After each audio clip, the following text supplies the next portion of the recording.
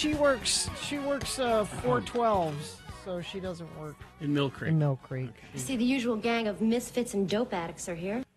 Because On this day in 1981, Dolly Parton started a 2-week run. Let Your Love Flow Like Boy, a you're bird good. on a wing. Sorry, what? Sorry. Look over there, Gina. Hey, Gina, look over here. Started a 2-week Turn run. around. Look behind you. Number 1 on the U.S. charts with 9 to 5. Believe it or not, the singer's first number 1 hit. You would have thought she would have had one, but that's more of a pop song, really, than a. Yeah. I remember pop stations were playing it. I remember, Nominated for all kinds of awards, Academy Award nomination, Best Original Song, Song of the Year, Grammy Awards, Best Country Song, Best Country Vocal, all of that. It says here the song was written for the comedy film 9 to 5 starring, and I take exception with this, starring Jane Fonda, Lily Tomlin, and Dolly Parton in her film debut. Dabney Coleman not mentioned? Yeah. Well, he was the bad guy. Dabney Coleman. He was very important in that film. Somebody says, "Oh, thank God, she's fine. She's just She's fine." just fine. I Yeah. could have scared you. Yeah, sorry about that. Here, pour yourself a cup of ambition. What's the proof of ambition? I mean, is it like 80 Oh, it's high proof. Is it high proof? It's high proof. Cup of ambition. Yeah, that song. You could not escape that song at one time. I think when Dolly dies, we wouldn't play that. That wouldn't Oh, be no. the song we played when No, Dolly we died. wouldn't. I'm not sure what we would. But I don't Islands think in the Stream. No. No? When she you don't play a duet when she dies. You play. Oh, but he's gone too. Yeah. That's true. They're That's a twofer. together again. It's a twofer, yeah. Oh. I can't stand this song. Oh, my God. Set out to get you with a fine tooth comb. I was soft inside. What does that mean? I don't know. I set out to get you with a fine-tooth comb. I'm not going to let you get away. You know, it's like you use for lice. No idea. You know? Something to me that I can't explain. Hold me closer and I feel no pain. Every beat of my heart. Got to get to. So the new Oh wait, movie. got to get to. It's not for a minute. So the new movie with Reese Witherspoon and Will Ferrell Yeah. has a creepy scene where he sings this song with his daughter. With his daughter? You know, Why does he do that? Well, you find out in the movie. Spoiler alert. Hold it. That's what he wanted. Thank you. That's what he wanted. So, but that line right there, Yeah. making love with each other. So he and his daughter are like singing that, and everyone's like, "Are they Ooh. singing Islands in the Stream?" So the reason, Yeah. her mother died years ago, and it's Reese Witherspoon's mother? No, the Will Ferrell's wife in the movie died years Mm-hmm. ago, and their daughter is getting married, and that was Mm-hmm. a song he and his wife. That was he and his wife's song. Okay. So he thought, well, that'd be nice. Well, we'll sing that at And then at do the they wedding. realize how creepy it is And when they they're doing didn't. it? They didn't until everyone started looking around, going, and then they're like, "Oh, we never Oh. thought Oh, about yeah. it." We weren't that thinking way. about it. Oh. That movie was okay. You keep saying that movie. What is it? It's You're Cordially Invited, is what it's.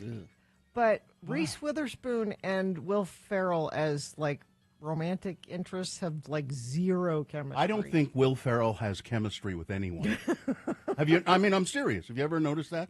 When he's tried to do some sort of No, in Elf he had chemistry with Zooey Deschanel. A little. A no. little bit. I would say in Anchorman, didn't he have chemistry with Christine Applegate. Christine Applegate? He tried. He doesn't come across as a You know very, who he has chemistry with? Who? And that's Dr. Steve Brule. Oh yeah. Yeah. That's who John, he John has. C. John Reilly. C. Reilly. John C. Reilly. Exactly. Yeah. That's who he has chemistry Yeah. with. He really does. Mm-hmm. They're I mean, you see those two in Talladega Nights. You see those two in Step what is it? Brothers. Step Brothers. Yeah. Yeah. Yeah, but I can't think of him being romantically, with a woman, and he just doesn't have any chemistry. That Saturday Night Live, all these documentaries. There's so many of them I can't remember, but you do remember because they show you so much Will Ferrell. God, he was funny on that Yes. show. Yes. He killed it every time. When was the last time he was really funny? Let's see. Seems to me it's been a while. That's IMDb Will Ferrell. Yeah, I can't think of something where I just, he just. I haven't seen the Will and Harper documentary. I saw that. Yeah, I saw it. He wasn't funny in that. No, he wasn't supposed to. That, No, I was looking up the. it was very nice. It was a very good documentary. Yeah, and it's very nice that Howie supports his friend. And Well, let's see. Let's go to his list of Okay. recents. all right, The stuff that he was funny in was funny. Okay, Yeah. Cordially Invited, and you say that's just okay. No Good Deed, I don't know what no, that is. Don't know. Quiz Lady, he was kind of funny in. I don't know that. Let's see. Okay, he's executive produced a lot of stuff. Yeah. I don't think he doesn't seem like he's acting much these days. Actor. Here we go. Hard to find something, huh? Yeah. It's been a while. It keeps putting him in as producer. IMDb's fighting with me here. It doesn't want me to just pick. Don't pigeonhole him, Carrie, into Exactly. They don't want you. They don't want you to find out that he hasn't been funny in a long time. He was funny. He had a brief appearance on The Boys for a few episodes as Coach Brink. He was funny. He's got a bunch of stuff coming out. He's got 10 producer. These are all producers. Yeah, he's not acting and stuff so much. Maybe he's I think he doesn't have to, and he doesn't want to. Strays. What? No. I guess he was a voice in that. Oh, I don't know. animated thing. Spirited. That was that musical he did with Ryan Reynolds. not much. No. He's more behind the scenes. The now. Shrink Next Door. I think he realizes that he's used up all of his funny. I'm And I'm out. I Fresh don't- out of funny. I kept trying to be funny for a little while. Now I'm just gonna produce stuff. Yeah, he's Drunk History. Holmes and Watson. He was Sherlock Holmes. That was terrible, wasn't it? Not good. No, yeah, it Not was not good. good. I think I watched 10 minutes of it or something. I went, nah, that's enough. Yeah, And that was John C. Reilly. Zoolander 2. He was. That was a long Mugatu. time ago. He was Mugatu in Zoolander 2. Pick a good project, Will. I don't think he wants to. That's why he's producing stuff. I said, I'm done being funny. You know? This has been Farting Around with Carrie, Bill, and Gina on X96, Radio from Hell. We're going to take a break here, and then we will come back with your check-ins. I have a very important announcement, too. Oh, okay. Something that I think most of the people in our audience will find very useful. Is the announcement that we're giving away tickets to Thunder from Down Under to a random checker-inner? Is that the No, announcement? it wasn't. But, But we are. Pretty important. yeah, so if you check in with us, 877-602-9696, you might get a pair of tickets to Thunder from Down Under. Check in with us, 877-602-9696, or you can text us, 33986, but you won't get any Thunder from Down Under tickets if you text us. All right. All right. We'll take a break. We'll be back after these. BigOTires.com. Big O Tires, the team you trust. Their healthy car special. They're still running that, but it's going to be for a limited time only now. Time's running out for you to take advantage of it. I feel like you'd pay $45 this just for an oil change. And you're not just getting an oil change. You get tire rotation, alignment check, brake check, battery check, and more. All that? $45. Really? $45 now. It's gonna end sometime soon here, so make sure you take advantage of that at Big O Tires. Big O wants to keep everybody safe on the road and help you save money on tires and service. And remember, Big O has the lowest price on every tire every day, and they have I think they have every conceivable brand of tire available at Big O. It's your one true stop shop for automotive repair. Find the Big O Tire store near you. Go to bigotires.com. You can make an appointment there online. bigotires.com. They are the team you trust. Dear Winter, the mighty Toyota.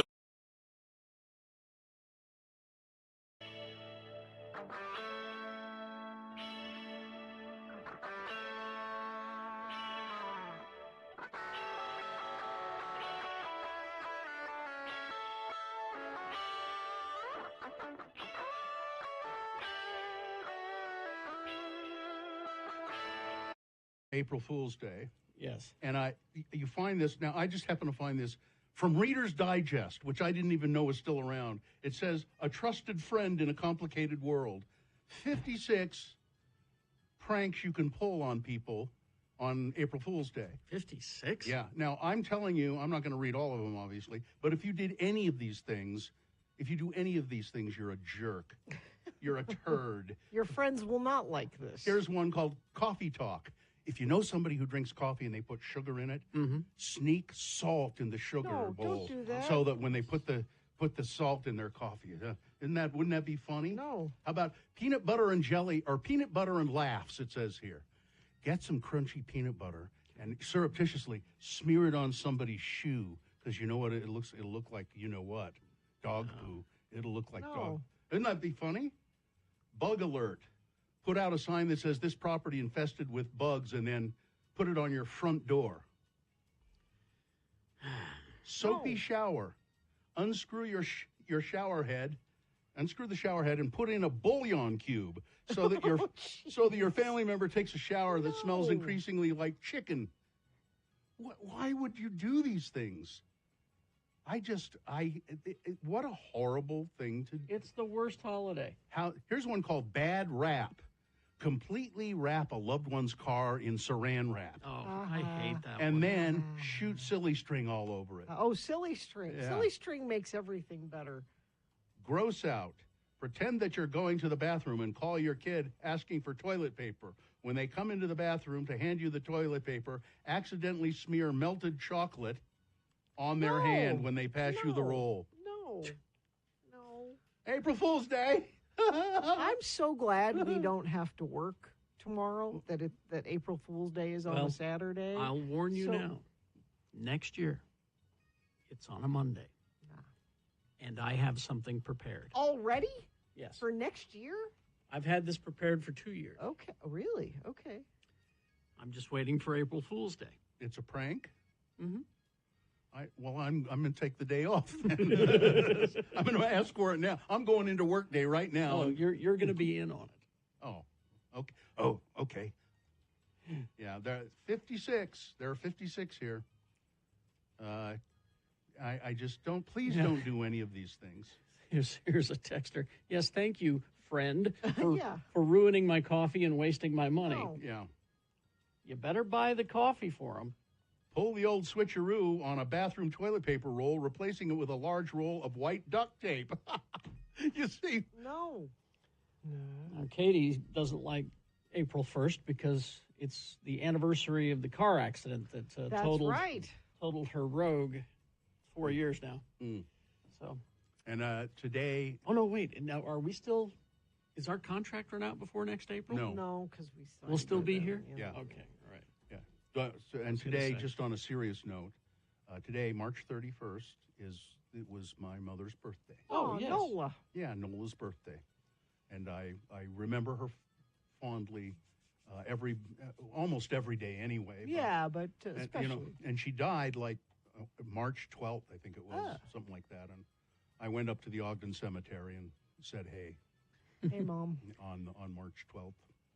April 1st is the holiday for every person you know who is passive aggressive. Yeah.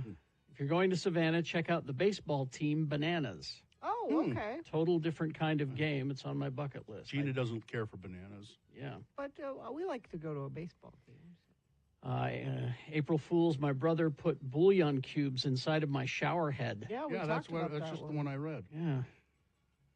It's terrible. Get a whoopee cushion. These are from the Reader's Digest. I can't believe it. How about, let's see, you want one more here? Sure. One more. Honk. Write on a large piece of paper, honk at me. Tape the sign to the back of your friend's car. So that they don't know it there, and they'll wonder why everybody's honking at them all the time. You see? Ugh. You see? It'd be funny. Okay. Might cause an accident even. That'd be It even sounds, funnier. Sounds like a day to stay in bed. That's Yeah. what it's. Yeah. Just avoid Yeah. the possibility of any of these things happening. All right.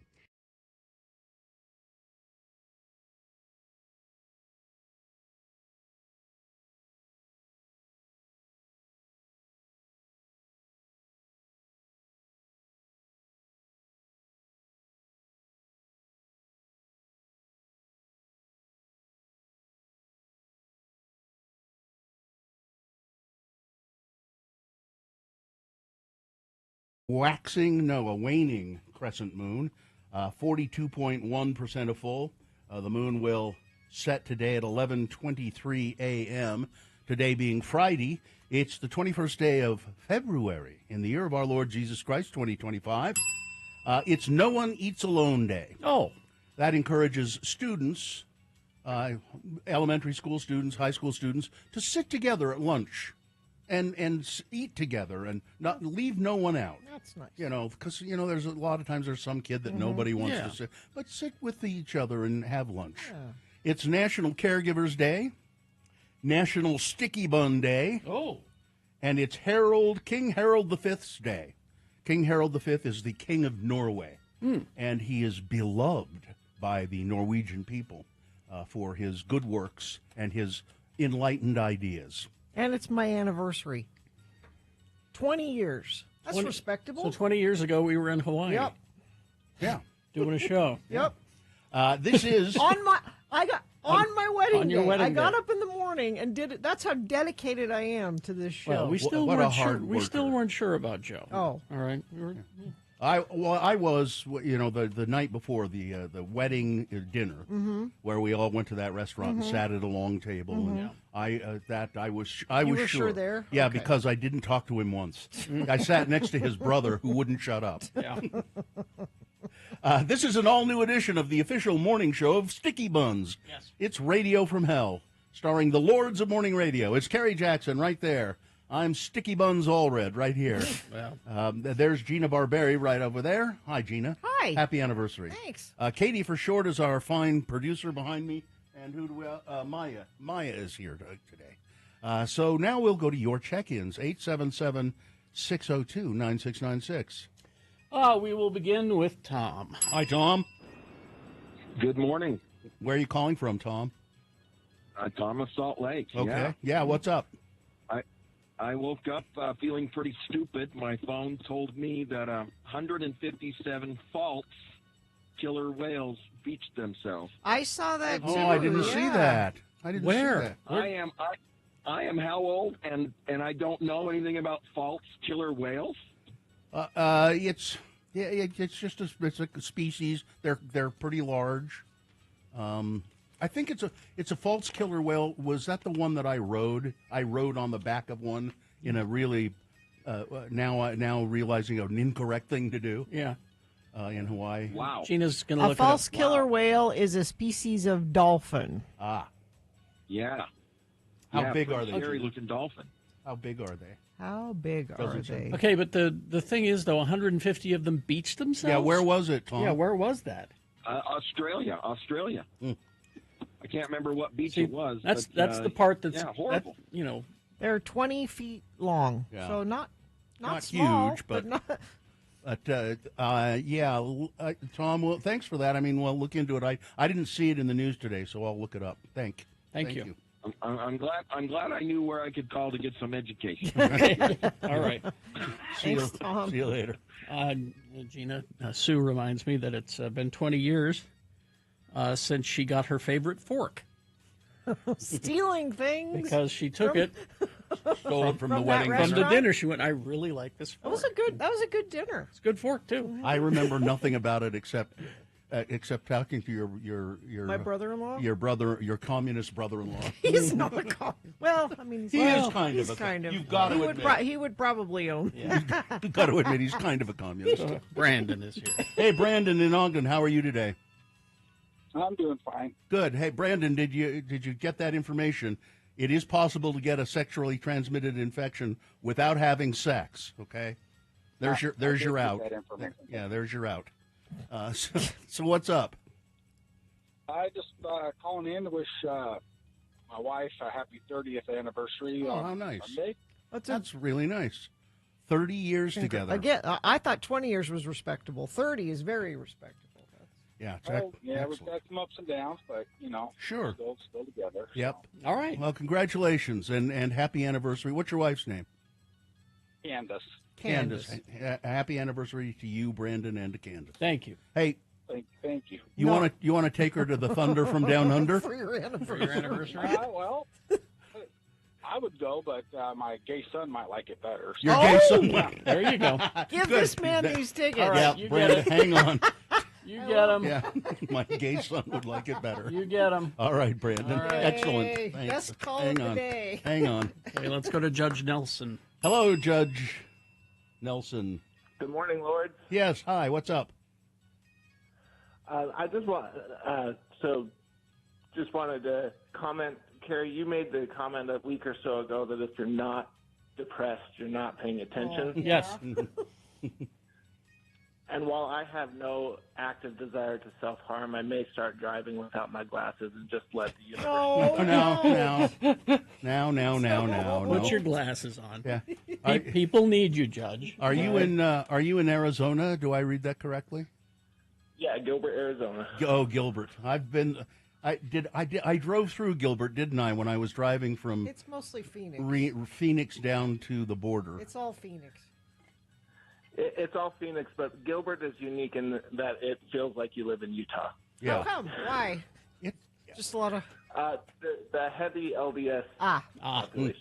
Yeah. Okay. All right. Well, listen. Wear your glasses. Yeah, wear your glasses. Please. And try and cheer up. Thanks, guys. Okay. All right. You know, antidepressants are helpful, I'm finding. Are they? Are you Yeah. feeling better? Oh, that's good. You want to think about it again. All right. See you later, Judge. Been a while. Yeah, you've been sober from those for a while. For a haven't you? very long time. Yeah.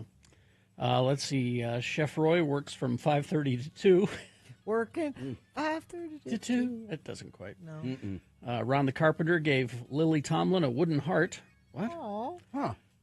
A Cup of Ambition is just the aged and more refined version of Liquid Courage, says Cement Dave. Well, that's rather profound, Dave. When Dolly dies, play, and people are making suggestions. I will always love you. She's fine, by the way. Mule Skinner, she's fine. She's fine. Mike in Nashville says, happy DMB ticket on sale day. Let's see, that movie where Emma Thompson was a writer and was narrating his life. Sorry, I can't remember. That was acting, and he had chemistry. I don't remember that one. What's the movie where with him and Dustin Hoffman? Will Ferrell. Oh, the is who you're talking pancakes, about? where they talk about The pancake pancakes? speech. I loved that speech. Where you could just eat pancakes? Why do I want to eat pancakes? Because he's dying. And Yeah, you're asking the wrong question. We're talking about what kind of pancakes and the quality of the pancakes. I can't remember what one. Someone will text it in. Chemistry with Maggie Gyllenhaal in Stranger Than Fiction. Bus driver Troy checking in. Richard, who's not a dick, checking in. Yeah, people keep saying Stranger Than Fiction is where to maybe go. Stranger Than Fiction is the pancake movie. Maybe that is the pancake movie. Let's see. Patrick, the friendly neighborhood middle school teacher, checking in. End of a very short week. Mishak of Erda. Looks like everybody's here, so let's begin. Everybody, including Right Wing Wade. Good morning, Wade. Checking in from I-15. Lanes both directions running smooth. 5600 south, southbound on-ramp in Roy. Delays in the area. You're all members of the Infinity team. You need to let us know what you're seeing on the roads at 33986. All right. Thank you very much. We're going to take a break, play a song for you. After the song, it's Big Boy News and Opinioendo. And Frank Christ presents The Dead Celebrity Game. We'll explain how to play.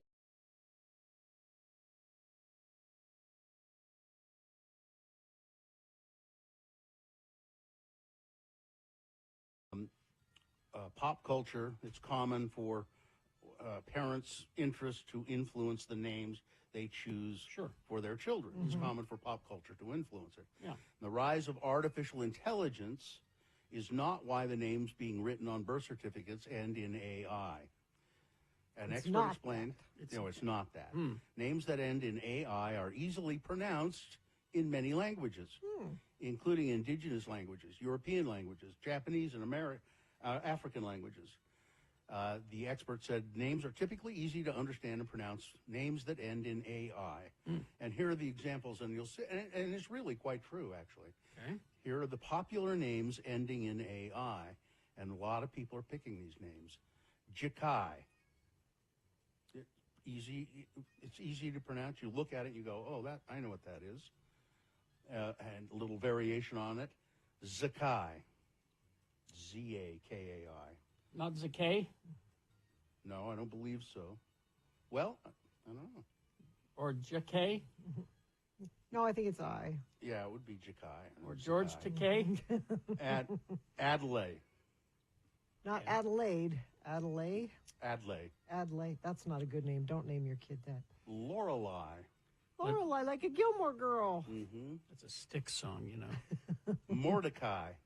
Mind you, don't cut yourself. Mordecai. Don't name your kid Yeah, Mordecai. don't do that. Ozai. Don't know. These are not good names. Yeah, these are all bad names. Or, now I kind of like this one, Azakai. No. It sounds sort of biblical. No. However, classic American names remain the most popular. Liam and Olivia topped the list of baby names for still years and years. I think Liev Schreiber has a child that's name is just Kai, Kai. Oh, I knew somebody who had a kid named Kai. Which that's a good name. I think. Kai. Behind Olivia, the most common names for girls are Emma, Charlotte, Amelia, Sophia, Mia, Isabella, Ava, Evelyn, and Luna. I know one of each of those. Luna, that doesn't do much for me. And then the common names for boys, after Liam, the most common names are Noah. That's been a popular name forever. Noah? Hasn't it? Yeah. Noah. Okay. Oliver. Yeah. James. Elijah. Mateo. We've got enough Jameses. Back off on James. Yeah. Theodore. Teddy. Because then you could be Ted. Yeah, but see, I don't, if my name was Theodore, I'd say no, it's not Ted, it's Theodore. Theodore's the nerd chipmunk. You don't want to be the nerd chipmunk. Yeah, I do. Henry. Lots of Henrys. Portrait of a serial killer. Yeah. I think Henry's a cute name for a little kid, and then when you get to be an adult. Then you're Hank. When you're older, you're Hank. You're Henry when you're a kid, and you're Hank when you're grown up. You people and nicknames. I don't know, Bill. It's not my fault. I would have gone by William, which is the last. Which is the last name on the boys' list. William. One of our salespeople. He has. Yeah, you used to love that. He has a son named William. Well, that was Pete May calling me William. Good to hear Pete occasionally on NPR. Yeah. So there's a little bit more. The fastest rising names for boys. Fastest rising. Okay. Yeah. Chosen. Chosen? Chozen. That's a horrible name. Yes, it is. With a Z? Uh-huh. Oh, Jesus. And I guess it's Izael. Izael. Izael. Okay. And for girls, Kaylee. I know Kae. I know several Kayleys actually. Also Kim, Kihm. Kihm? Yeah. Why are you throwing the extra? You will be spelling your name every day, several times a day for the rest of Don't do that. Yeah. All right. By the way, check with us before you name your kids. Yes. Just run it by us. Yeah, we'll make sure you don't go astray. Oh, Simon was the nerd chipmunk? Simon was he was the smart one because he wore glasses. He was the nerd chipmunk. Theodore was the little rascal, the one they picked on. Yeah. Hey, then don't be that. No, you don't want to go Theodore. Well, I don't want to be Alvin. Why not? He's the could cool be Al. one. Alvin. Alvin's the cool one. He's always getting yelled at. Yeah, only because he's cool.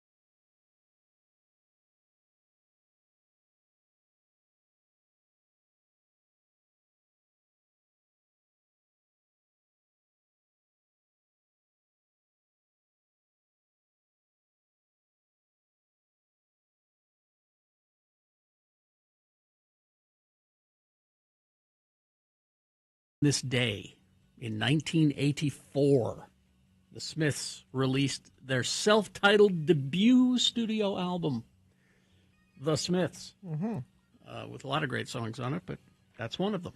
This Charming Man.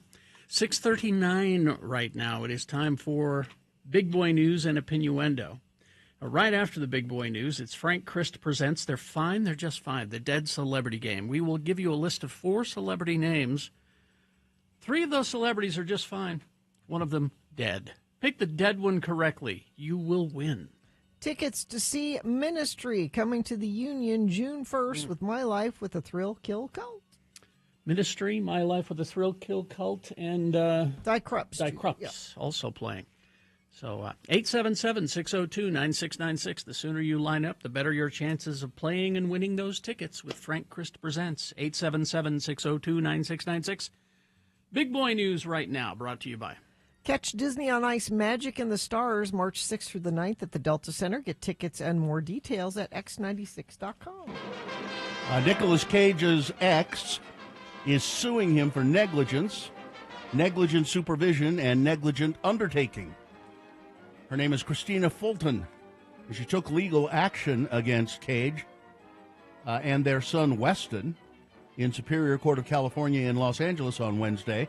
She claimed that Nick Cage enabled Weston during an alleged mental health crisis that led to her allegedly being attacked by the 34-year-old last year, the outlet reports. Now, I think... Yeah, she was. She was attacked by the kid, by Weston. And he's not a kid. He's 34. Like, 34. Now, but he's still their kid. Now Fulton is claiming that Cage failed to take action to prevent Weston from committing acts of violence and harming others. She wrote, Weston has a long history of mental and psychological disorder and a history of committing violent assault and battery and harming numerous individuals. Fulton alleged that Nicolas Cage, has helped aid Weston, allegedly reckless lifestyle, and has not provided him with the necessary psychiatric help. She says that the Wicker Man star, that's the one you pick, drinks with Weston despite knowing his substance abuse history and has repeatedly bailed him out of jail. Nicholas knew or should have known that Weston posed a serious, imminent danger to others, including the plaintiff. Based on his documented history of violent assaults, in response, Cage's lawyer called Fulton's allegation against the actor absurd and frivolous in a statement released to Page 6 on Thursday. Weston Coppola is a 34-year-old man, the statement said. Mr. Cage does not control Weston's behavior in any manner and is not responsible for Weston's alleged assault of his mother. Well, our brilliant Senator Mike Lee. Oh, boy. What do we do now? Well, he shared a video that purported to show Ukrainian soldiers burning an effigy of President Donald Trump, referring to him as a bastard, and adding, "You will never be president again." The video was a repost from former West Virginia Republican state delegate and convicted January 6th rioter Derek Evans. Which doesn't matter The so-called anymore. Ukrainians in the video burned Trump's likeness, to which Evans reacted, "This is despicable." Mr. Evans then later posted an update declaring, "Oops, I think this clip was fake. I've seen comments claiming this is an old video that was debunked. I've been researching. It does appear to be an old video. I just found this on YouTube from Times of India with 4.7 million subs from 9 months ago. Thousands of views, and Google never hit it with a fact check." After Evans' original post and his comment warning viewers that the video was likely a fake, Mike Lee commented, "Not another dime for Ukraine," as he reposted the video. He's so stupid. The original YouTube video that Evans cited, Mediate found it. A video matching the description of the very one shared by Evans and Lee was fact-checked by the Associated Press in December of last year. One clip among numerous videos reviewed by the Wire service fits the description of the images that outraged Mike Lee. The AP reported, since the U.S. election on November 5th, the Kremlin has used state-run media and its networks of fake news sites and social media accounts to push divisive narratives about the war and about America's Republican president-elect. And you notice Associated Press fact-checked that. Yeah. And they're not allowed But they're to not come allowed, to the yeah. White House anymore. Now, Because they won't call it the Gulf of America. Now, here's something that's happening that's of interest based on all of this. Fox News host and pretty despicable human being, Mark Levin, Yes.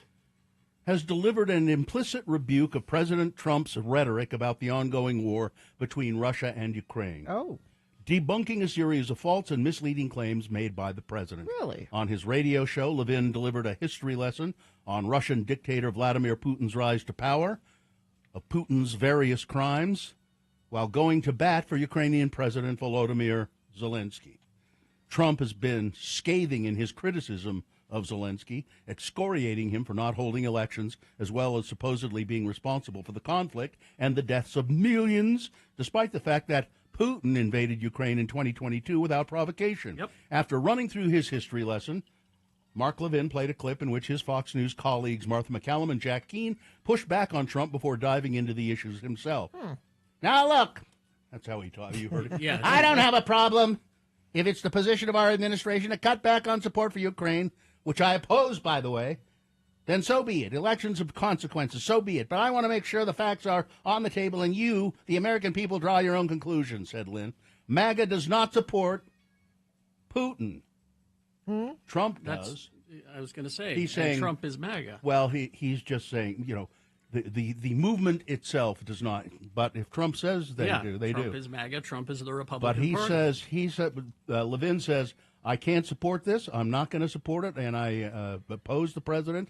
And I think he's jumping ship completely. And so is Jesse Waters. Really? Well, Yeah. a little. He made an on-air plea. See, what's good for some people is not good for Jesse Waters. Okay. He made an on-air plea that the Trump administration be less callous when implementing laying off federal employees after a friend of Jesse Waters was It doesn't laid off. matter until it's somebody Exactly. you know. Until it Why- happens to can't- them, yeah, then it's why not can't you care about people just because they're people, not because it's your friend? because they've had empathy bred out of them. Waters took to the air on the 5 to raise the case of his friend, a veteran of 20 years who was months into a new role at the Pentagon and still under probation, but discovered this week that his job was set to be terminated. Let me tell you a story about Chris. Chris was a guy I met at a shooting event in New Jersey. Well, Chris in the interview or another guy, male or female, the panelist asked. Because Chris could go either way. Yeah. Jesus, why does it Why does matter? that Waters matter? continued. Let me finish. 20-year veteran of the U.S. military, one of the guys who has killed a lot of bad guys. He put his life on the line, and now he's going to be laid off. Jesse, this isn't good. I'm really sad. He texted me. This guy's not a DEI consultant. He's not a climate consultant. This guy's a veteran. You know, you could be a veteran and Sure. a woman or a person of color. Yeah. Or you So could Jesse be- Waters, because a friend of his is He getting suddenly doged, cares. he cares. Ukraine is ready to be carved up by Donald Trump and Vladimir Putin as the critical meeting between two of the top officials shows where the power lies. Top diplomats from Russia and the U.S. met in Saudi Arabia on Tuesday to discuss negotiating an end to the war in Ukraine. And despite not having any officials from Kyiv at the table, the meeting was attended by U.S. Secretary of State Marco Rubio, Russian Foreign Minister Sergei Lavrov, and other senior officials. Y'all were warned. We tried to tell you. James Carville talking to Sean Hannity, saying, you know what's happening here, don't you? Vladimir Putin is going to take over Ukraine and then start moving into Europe. Yep. That's what's happening. Salt Lake Valley suburbs, this is what a great idea this is. Salt Lake Valley suburbs could leave Salt Lake County and form their own county. Okay, Under- bye. No. Under a new proposal in front of the Utah legislature. House Bill 533, sponsored by Representative Jordan Tusher. I know. South Jordan would allow Salt Lake County municipalities with a combined population of at least 330,000 to pursue a special election for the creation of a new county. The election would be triggered by resolutions from the municipalities' city councils themselves or through a petition signed by at least a quarter of the registered voters in that potential new county, according to the bill. Why do I say no, don't do this? This is another move to divide up Salt Lake County. That's true. And weaken this liberal base. So Yeah. a bunch of conservative little communities in the Yeah. county, That's true. out there, and you know what? We'll form our own county. It's a bid to weaken Salt Lake County as much as they can. They've already divided it up in little slices through redistricting, gerrymandering, and now they want to find another way to put a knife in Salt Lake County's heart. No, no, no. For a second quarter in a row, the vast portfolio managed for the Church of Jesus Christ of Latter-day Saints by its investment firm is hovering near its 5-year high in value. You want to know? Can you guess how much money? It's billions. Well, it's in the range of $56 billion. 56 point. I don't even know what that is. I don't even know what you can't that wrap is. your I head have around no that idea number, what that is. $56.2 billion is what the church is worth. They apparently. are buying a lot of land everywhere, And all around the planet. And they're going to be able to afford to go to Costco because Costco, the price of their croissants has gone up. What? Yes. Oh no! Listen, the wholesale warehouse consistently delivers bulk items for a fraction of the price of other retailers at Costco. But when fans recently noticed that one of Costco's most beloved bakery items has increased in price, you can bet they had something to say about it. Mm-hmm. I'm sure this is egg prices affect that. Costco croissants now cost $1 more. That is actually a lot more than. Unfortunately, eggs aren't the only grocery items seeing the price increase. The croissants, which are revered, previously retailed for $5.99, now $6.99. Some customers are going, no, I can't.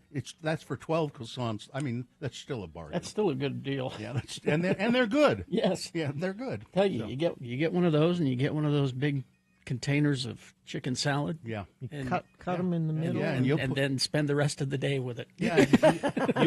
I'll be over here. You'll put on a good 10 pounds in no time. But I'll be happy. All right, that's it. Sports weather traffic. Okay, so we had the hockey last night, the nations face-off, Canada versus the United States. Canada defeated the U.S. in overtime, and I'm wondering if maybe Donald Trump's pep speech before the everything he touches dies. Let me read to you what he says. All right. Before the game. Do you have to? I'll be calling our great American hockey team this morning to spur them on toward victory tonight against Canada, which with far lower taxes and much stronger security will someday, maybe soon, become our cherished, very important 51st state. Oh, Canada said no. He's such an idiot. People say, you guys sure talk about Donald Trump a lot and what he's doing. There's so much stuff we have to talk about. Yeah. We're not creating these things. No. This is all just yesterday. These aren't like things we've been collecting for a week. This was just yesterday. And if you ignore this stuff, suddenly you'll be in a political different situation. You'll go, what happened? Yeah. I'm sorry. He touches everything and ruins it. Yes. Monday in this time slot, you'll be hearing a rebroadcast of the Mark Levin Show. That's your sports weather. 31 right now. So that storm, it actually ended up being quite a big storm yesterday. It just kept going and going and going. I kept yelling, it's supposed to stop. It's supposed to stop. It didn't. I had to go to the dermatologist, and the drive was awful. Well, if you have to go to the dermatologist today, it should be much better. 39 for a high, 44 tomorrow, 50 on Sunday, 55 on Monday. We warm up and dry out. Looks like next storm chance isn't until Tuesday. Let's see. Traffic, we have a crash on northbound I-15 at the SR 92 exit in Utah County. And let me check our message stream. Somebody says it's about as foggy as we get here in Ogden this morning. Yeah, I heard it was foggy up there. So that's a good reminder to slow down and make sure your lights are on. And, whatever else you're seeing, please text us and let us know. 33986. All right, thank you. There it is. Okay. Oh, Canada. That's the only line I know from this song. I'm supposed to be impartial, but, Hi, Frank. Y'all are killing yourselves, so... Yeah, you're not a U.S. citizen. You're a citizen of the other world. The cosmos. Of everywhere. Yes. Frank Christ has joined us in the studio. Frank is a grim reaper, the reaper of celebrities specifically. When a celebrity dies, Frank whisks to the scene on his electric scooter and takes the celebrity gently, puts the essence of the celebrity in his sidecar, and then whisks them off to the distribution center. And then from there, Frank, where do they go? Do you know? I don't know. You have no idea? That's not my... It's hell. 99% of the time. So you say I gently do it. Well, it depends. It depends on who the Sometimes you celebrity rough is. them up a little bit. And Mitch McConnell. Frank is here to play the game we call Frank Chris Presents. They're fine. They're just fine. Frank hates this job. I do. Because he loves the precious celebrities. He's given me a list of celebrities, actors in this case, and 3 of them on the list. They're just fine. Happy to say that. Checked on them yesterday. But one of them Frank has taken, and Yes. it really hurts him because, well, he loves I them. love our precious celebrities. This one was a difficult one. Yeah, I would imagine. You know how to whistle, don't you, Frank? I do. Yes. I used to. Used to know when you had lips. I don't have Yeah. lips anymore. Do we have a contestant? TJ is here. TJ, good morning. How are you? Hey, I'm doing fine. I'm just fine. And I know Frank Christ actually takes the celebrities out to the Salt Lake suburbs, so that's where they go. Oh, that's where hell I is. gerrymandered them. Yes. All right, TJ. Frank has given me a list of actors in movies about or movies that are set in Norway, because it is the King of Norway's birthday today, King Harold V. He's beloved. All right, so these are all actors who have been in movies about Norway or set in Norway. Identify the dead celebrity and you'll win. What is it, Gina? You will win tickets to see Ministry coming to the Union on June 1st. All right, TJ, here we go. Number 1, Elke Summer. She appeared in dozens of movies, including the Pink Panther sequel, A Shot in the Dark. Ooh. And Bob Hope comedy, Boy, Did I Get a Wrong Number. And Then There Were None was another movie she was in. She won a Golden Globe Award as Most Promising Newcomer for The Prize, a film in which she co-starred with Paul Newman. She was in a movie called Zeppelin. The airship lands on a fjord in Norway. Zeppelin. Number 1 is Elke Summer. Number 2, Udo Kier. He collaborated with acclaimed filmmakers like Lars von Trier, Gus Van Sant, Werner Herzog, Rainier Werner Fassbinder, and Dario Argento. He was in Blade, Modern Vampires, Shadow of a Vampire. He was also in some mainstream movies like Ace Ventura, Pet Detective, and Armageddon. He was in a movie called Downsizing with some scenes set on a Norwegian fjord. Number 2, Udo Kier. Number 3 is Chloe Sevigny, known for her work in independent films and experimental features. She rose to prominence with her portrayal of Lana Tisdale in Boys Don't Cry, for which she received a nomination for the Academy Award. She was also in American Psycho. She was in The Snowman, set in Norway, about a killer who builds snowmen at his crime scenes. Number 3, Chloe Sevigny. And number 4, Lauren Bacall, made her film debut at the age of 20 in To Have and Have or Have Not. Then went on to star in several classic films, The Big Sleep, Dark Passage, Key Largo. She starred in romantic comedies, How to Marry a Millionaire, and she starred in Murder on the Orient Express. She was in Wide Blue Yonder, about 2 old friends in a retirement home in Norway. Number 4, Lauren Bacall. Which one of those actors is dead, TJ? Let's see. Well, I know Chloe's still alive because I watch Bad Bunny and American Psycho every night, or at least a few minutes. No, of it. you mean Brown Number Bunny. 4, I think. Yeah, that too. I think number 4 sounds pretty young, so I don't think it's that one. Really? I'm leaning.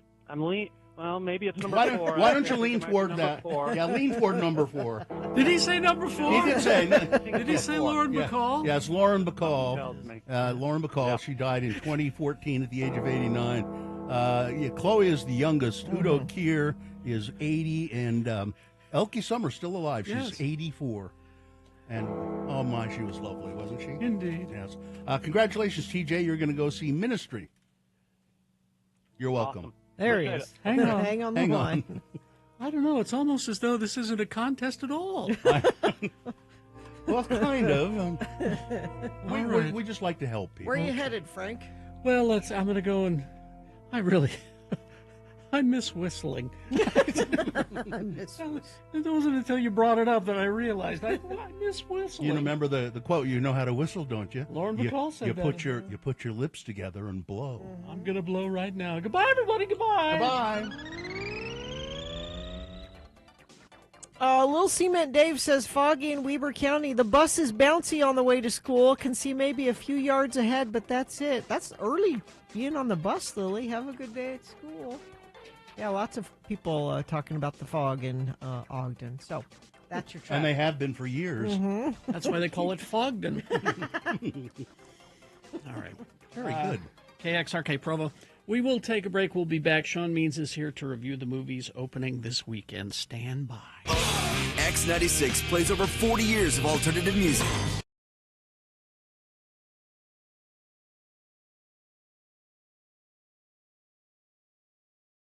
You know, you can DoorDash Larry H. Miller Megaplex. Megaplex popcorn? Yeah, gigantic tubs of theater popcorn. That's kind of fun if you're having a family movie night. Yeah. Oh, Payday has caramel.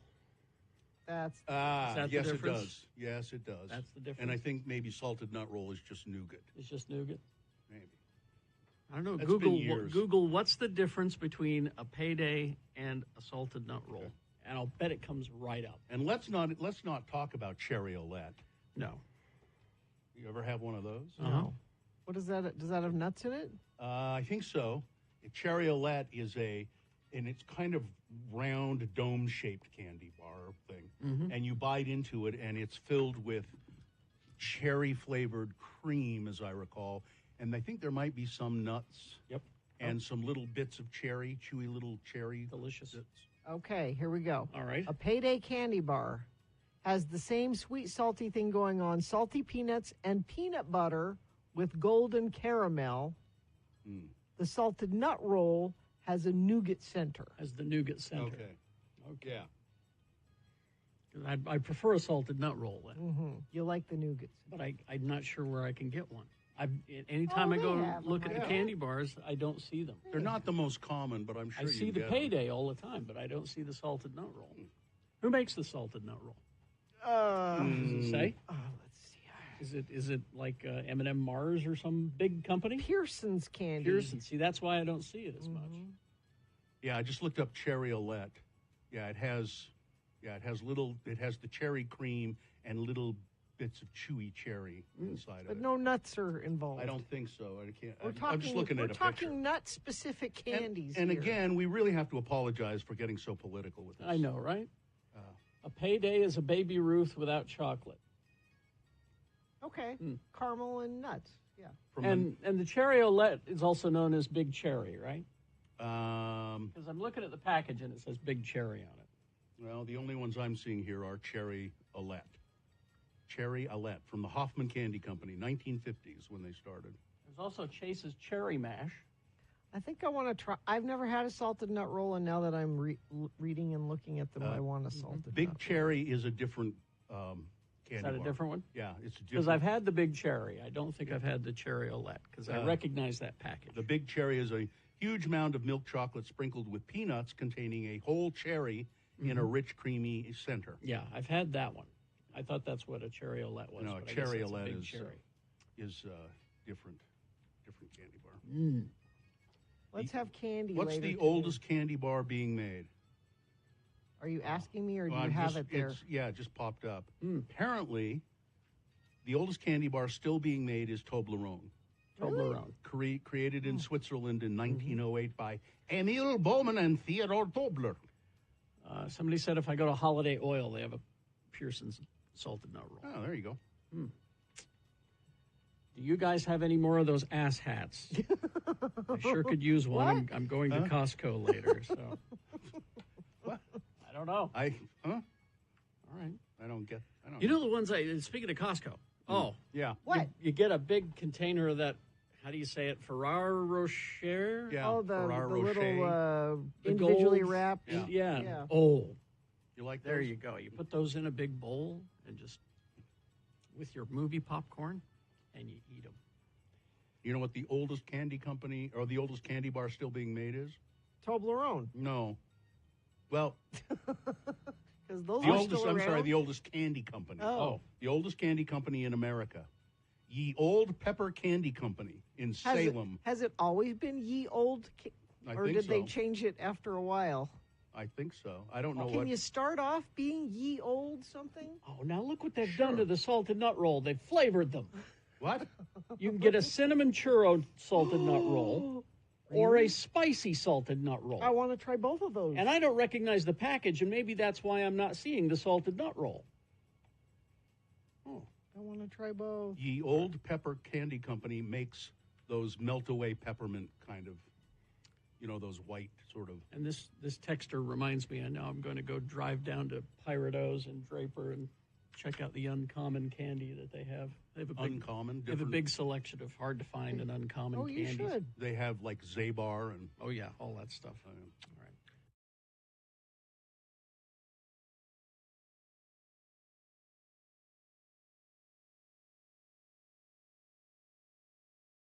Did. Leighton? Mm-hmm. All right. Is this a sponsored? Speaking of Elsa, catch Disney on Ice, Magic in the Stars, March 6th through the 9th at the Delta Center. Get tickets and more details at x96.com. Thank you. Well, here he is, Sean Means. He's an editor and reporter at the Salt Lake Tribune. sltrib.com is where you can go and find all of that stuff. And if you want to find Sean's movie criticisms, and there are many of them, you can go to moviecricket.net. Good morning, Mr. Means. Good morning. What do we got? We have 2 art house movies and 2 mainstream movies this week to talk about. We'll start on the art house side. We have Parthenope. Okay. I used to think it was Parthenope, but I was corrected. It looks like it. Yes. This is from the Italian director Paolo Sorrentino, who could not shoot a non-beautiful movie if you paid him to. He's very sensual, very gorgeous, set on the Italian seaside, and that's beautiful. Oh, that's and nice. the young woman who's the title character is amazingly beautiful as well. Parthenope is figuring out the effect her beauty has on the men around her. She has a interesting relationship with her melancholy brother and his classmate, sort of a threesome thing happening there, but and a romance with the classmate. But she wants something more out of life. She tries at one point being an actress because somebody tells her she's beautiful and she could be an actress. Okay. But then, which gets her off track from what she really wants to do, which is to study anthropology. Oh, very beautiful. Like I said, this actress Celeste Della Porto. Oh wow, she really is pretty. Yeah, she's amazing. And she's also really good. But the problem here is there's not a lot to hold this movie together. Sorrentino, he did The Great Beauty a few years ago, won the Oscar for international film. So the issue is that it's all the visuals and all the beauty of it, and it's not really coherent. I gave it 2.5 stars. Parthenope is playing at the Broadway and the Century 16. So. All right. Okay. All right. The next one is No Other Land. This is a documentary. It's actually nominated for the Oscar. Filmed in the occupied territories of the West Bank. The 4 directors, there's 2 Palestinian filmmakers and 2 Israeli filmmakers who made this movie. And they capture what's happening in a group of villages where Palestinians have been living for more than a century, but the Israelis claim they need the land to practice driving their tanks. And the courts are on the Israeli side here, so the Israeli military comes in, destroys someone's house, and they leaves them to pick up their belongings and go somewhere else, and they keep doing this over and over again. One of the Palestinian filmmakers, is also an activist. He's leading protests against the destruction. And one of the Israeli filmmakers is a journalist who's trying to cover these demolitions for the readers back in Israel to make them care about this stuff.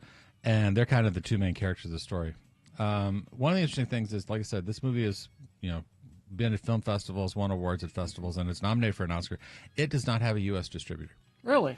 It got here because the filmmakers themselves are distributing it to 23 cities around the country, including the Salt Lake. We're one of them? Salt Lake is one of them. It's at the Broadway.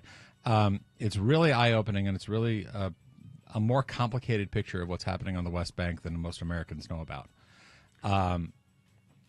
They finished shooting it just before October 7th, 2023.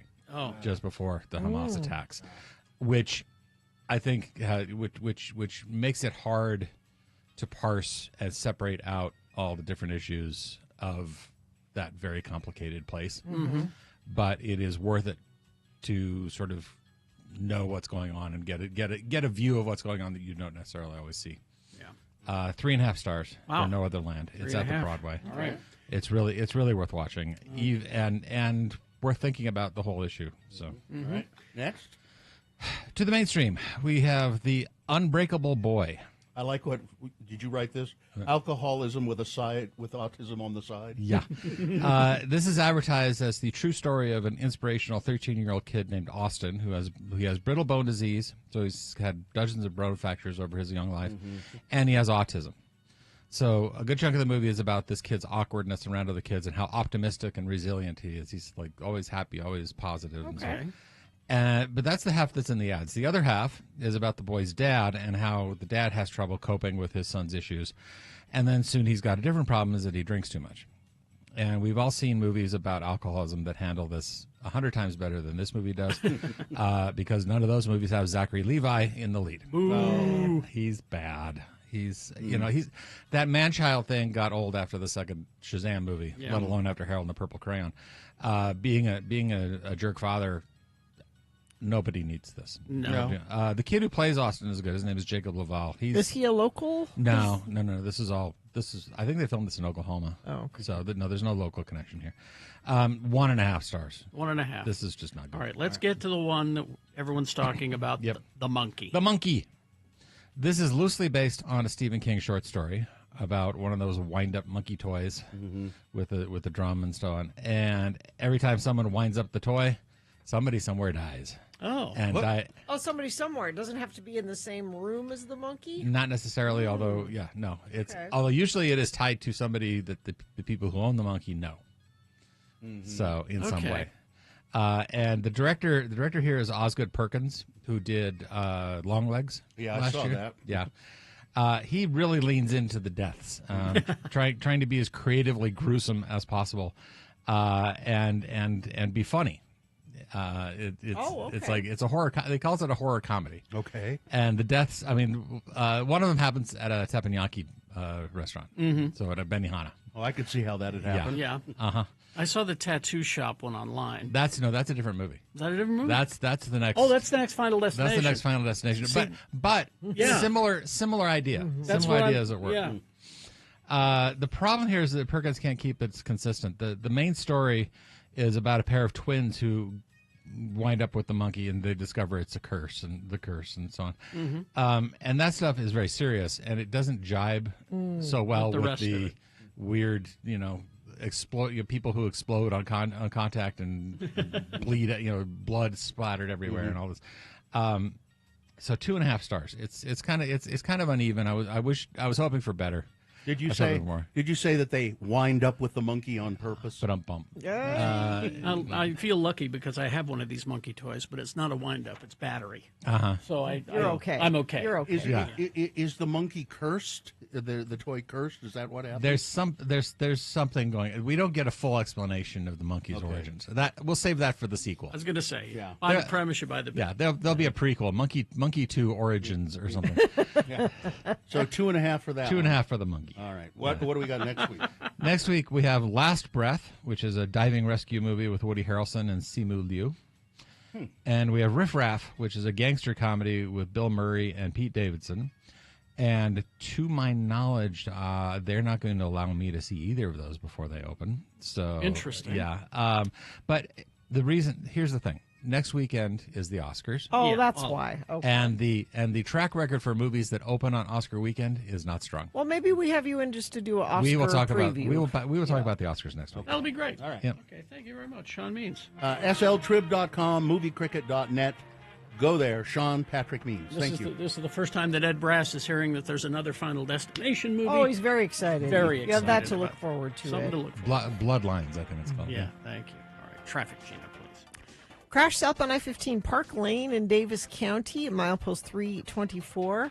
We have another crash southbound I-15 milepost 313. It's the I-15-215 junction. I wonder if they were having fog issues up there. Crash southbound I-215 west off-ramp 47th south in Salt Lake. Crash at the I-15 ramp 21st south, milepost 305. And a crash northbound I-15 milepost 284 in Utah County. X96 welcomes Dropkick Murphys and Bad Religion to the Union on August 2nd. You will probably have a chance to win those coming up with Beat Gina a little bit later. All right. Thank you very much. All right, we've got boners coming up. Here are the candidates you'll be voting for. I wish I'd picked a different one than I did, but it's too late now. Is it? I think Can I substitute one? I'll just read two. I can read Is the it too titles, but is it too late? She's too doing late. this, Yeah. so maybe it's too late. It's too Yeah. late. Okay, here are the ones that I picked. When I see people in shackles, I mean, I don't know about you, but when I see people in shackles, I get this warm, tingly feeling. Oh, yeah. Boner candidate number 2, it's not our problem, lady. And boner candidate number 3, when caught in a lie, Elon responds with name-calling. Yep. All right. Boner of the day, big boy news, all coming up after these messages and a song. Stand by for all of that. UtahAdvocates.com. A lot of people here on the second floor have used the services. They've been in an accident where they were injured, not their fault. You get the advocates involved to help you pay your medical bills, but it's not just that. Maybe you're being out of work is affecting you in other ways. They can help you get money for that. The advocates are personal injury attorneys, and they're also very community-minded folks. And they're participating in the blood drive Monday, March 10th, at their Murray office from 10 to 2. You can go to utahblood.org, search by date, March 10th, and then click on the advocates. All donors will get a gift card and be entered into a raffle. Together with the advocates, we can save lives. Schedule it today. Remember, everybody deserves an advocate. And if you've been in an accident, there are no finer people to call than the advocates. 801-355-5550, 24 hours a day, 7 days a week, or you can chat online 24/7, utahadvocates.com. X96 plays over 40 years of alternative music.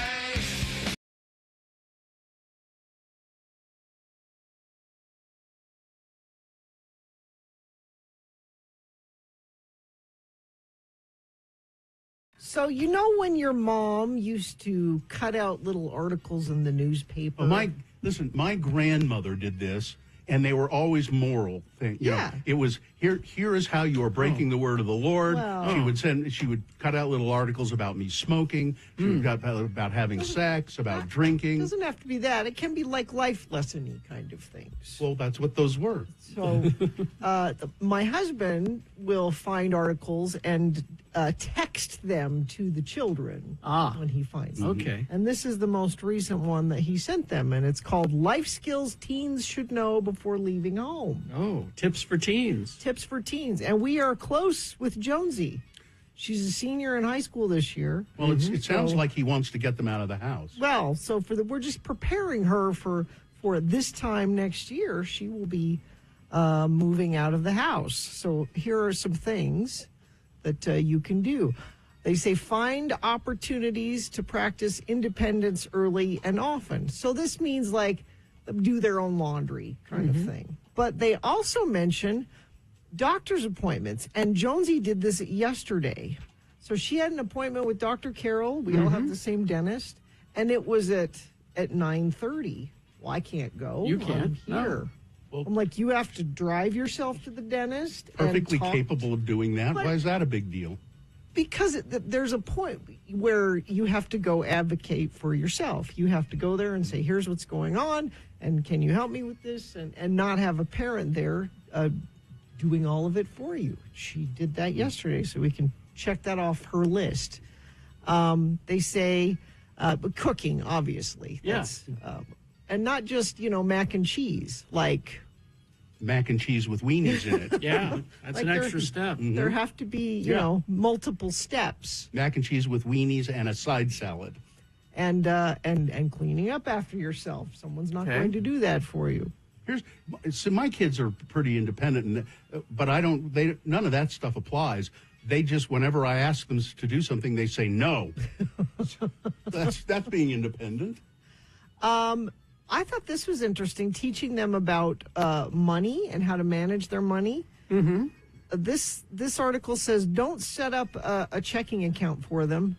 Drop them off at the bank and have say, them do it. go set up a checking account. Now we took them and set them up their accounts, but this is no, you go in there and talk to the nice lady. This is definitely pushing them out of the nest. Yeah. But I have to have some money. I mean, you give them a little bit of money to, but I don't know that I could do that. I'd want to be there for part of it, but making them just teach them to say no. Just teach them to. That doesn't get you very far. It gets you to the point where you don't have to do anything. Some point, people aren't going to take care of you. Are you going to be able to take care of yourself if you say no to everybody? I don't know. And it's okay to get them a credit card to start them building their credit before they move out of the house. That could be kind of dangerous. It could be. But if you can get credit cards that have very low limits, so you're not going to get into trouble. Oh, I see. Okay. Like you have $100 limit on this credit card. I'm going to start them out with gift cards. You know, here, this is for Bed Bath & Beyond. Do you know how many gift cards? My kids, pivoting to that, they don't get gift cards. They don't? Like, they both have gotten You mean them. they don't understand them? Not that they don't understand them. They forget to use them. Yeah. They've gotten them for birthdays and Christmas. Yeah. I was in Muhammad's room this weekend. We were going through his uniforms to see what he needs for school. And on his desk, he's got these envelopes with gift. I'm like, what? You've got like $200 worth of gift cards. He's like, oh, yeah, I forgot I have. I mean, You know why that is? They don't think. You know why that is? Because you already give them everything they need. I mean, they don't need to use a gift card. They already have everything. Is there a service where you could just take your gift cards and get money for them? No, because I've asked at the bank. 'Cause that I've would had like be- a Visa gift card that's just a cash card. It's not for a store. They won't cash it out. That would be great. Because adults do that too, I think. I have gift cards in my wallet that I've had for I don't know how long. I don't forget I have. remember the last time I got a gift card. Well, if you stop saying no to people so I often. don't want them. I don't want them. So are your kids ready for all this? Is she ready to go be on her own? I think she could move out tomorrow and handle it. You think? Yeah.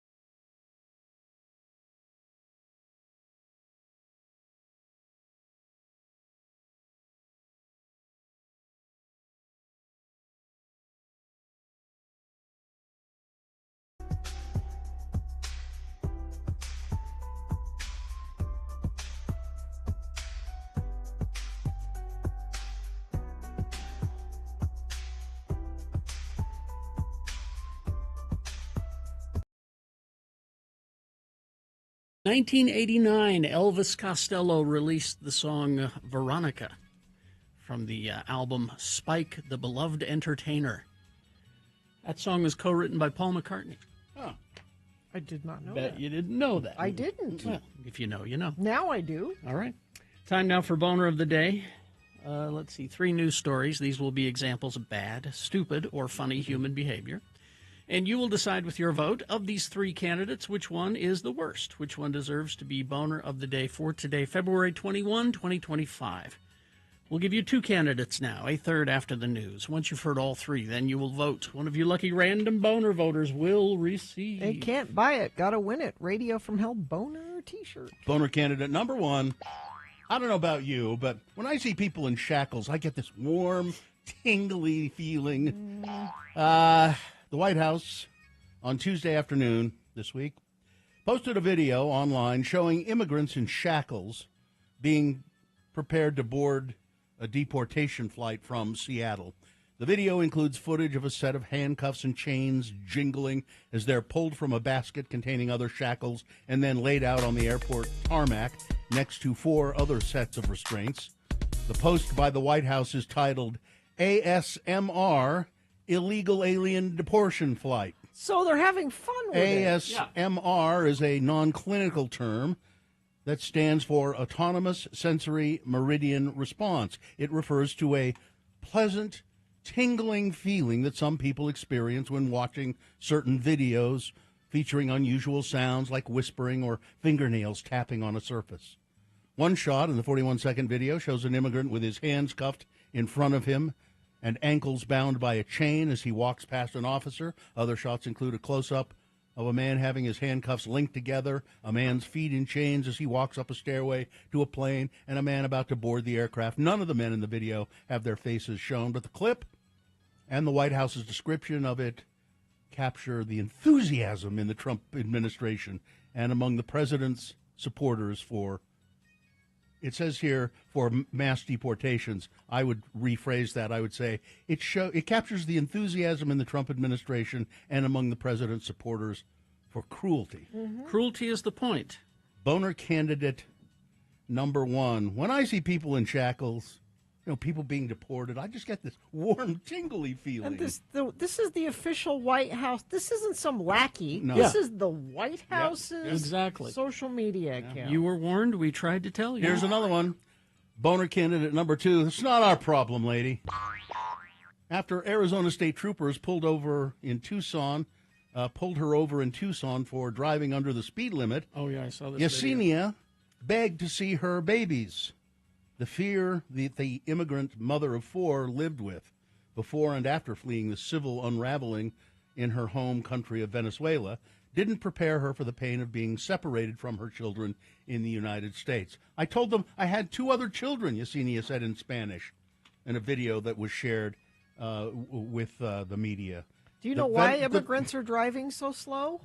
They're Well, worried about getting pulled over. The Venezuelan mother asked Border Patrol agents if she could go to her house or if they would take her there for her two other children. The agents held her in handcuffs on the side of the road on the south side of Tucson. They said no. They wouldn't let her go to her other two children. They said, it's not our problem, lady. It's your problem. So what had happened was she was in a parking lot selling something. I forget what she was selling. Some people started verbally attacking her, yelling at her. Yeah.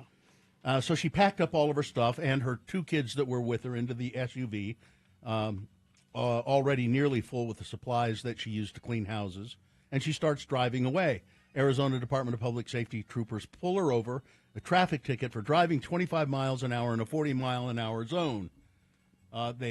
She said she was impeding traffic. The citation included additional violations for no insurance and a suspended license. She says she gave the officer an ID that she had received from a migrant shelter where she had stayed in Chicago. The officer said, no, that's a fake ID. They called in the ICE people. They handcuffed her. She says, but I have two other children at home. I need to see my two children at home and tell them. They said, no, we're not. No, sorry. They just took her right to detention. Yeah. So imagine those kids at home. Right. Mom never comes Mom back. never came home. Yeah. This is, she said, I'm scared. The two children that are with me are terrified. I don't know what happened. It's so unjust.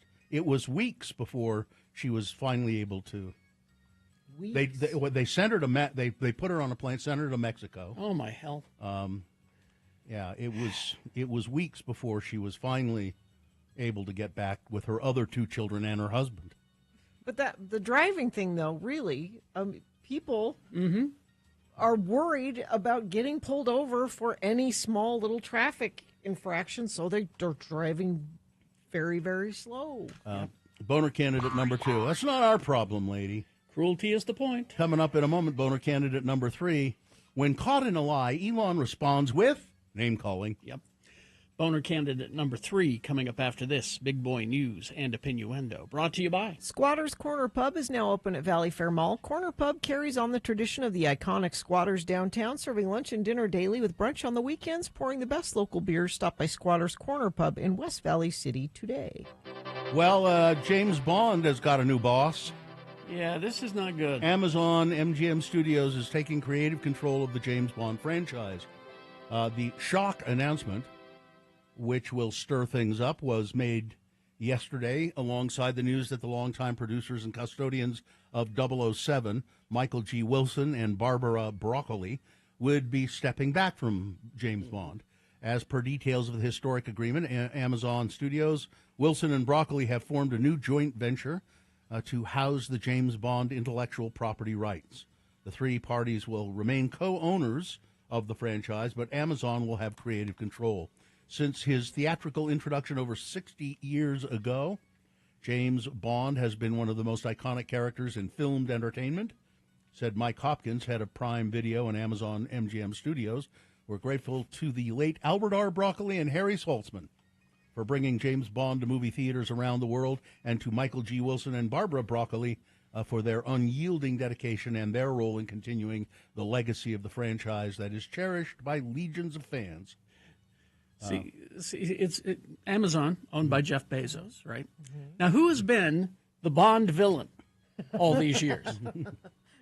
Do you think that the rich billionaire trying to blot out the sun and things like that, do you think they'll be the Bond villain from now on? No, I think the reason they did this is because Jeff said, I'd like to be in one of those movies. University presidents here in Utah, the selection process for presidents of Utah taxpayer-funded universities is marginally public, with the names of finalists for those positions made public so that there can be some input and vetting by the public. But Brad Wilson has introduced a bill that would undo that, moving the entire process behind closed doors. These are among the most prestigious and well-compensated positions in the state, earning up to $1 million a year in taxpayer dollars. By law, the process is intended to yield a strong and diverse pool of candidates. But there's no way for taxpayers to know if that's the case if the name of only one finalist is ever known. Mm-hmm. The current crop of university presidents have all been selected under the process that makes the finalists public, and there is no evidence that that process has been hampered or that the outcome has suffered. So why are they doing this? They don't want to be held accountable to the voters. The modicum of transparency now in effect is the result of a compromise between stakeholders intended to strike a balance between the privacy of the candidates and the public's right to know how their tax dollars are being spent. So the outcome benefits from a process that has a small amount of daylight, not hidden within a secretive conclave.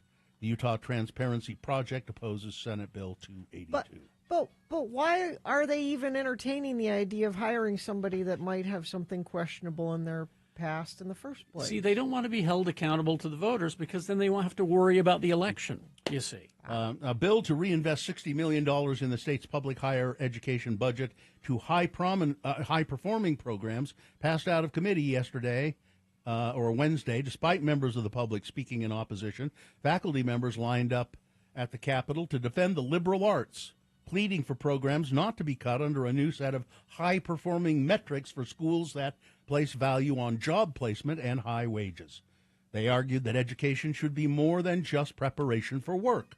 One pointed as an example to Albert Einstein and his love of the violin, which he often played badly, but did play when trying to work through complex scientific problems. They spoke about how classes in literature and culture help all students learn how to think, how to write, and how to be better citizens.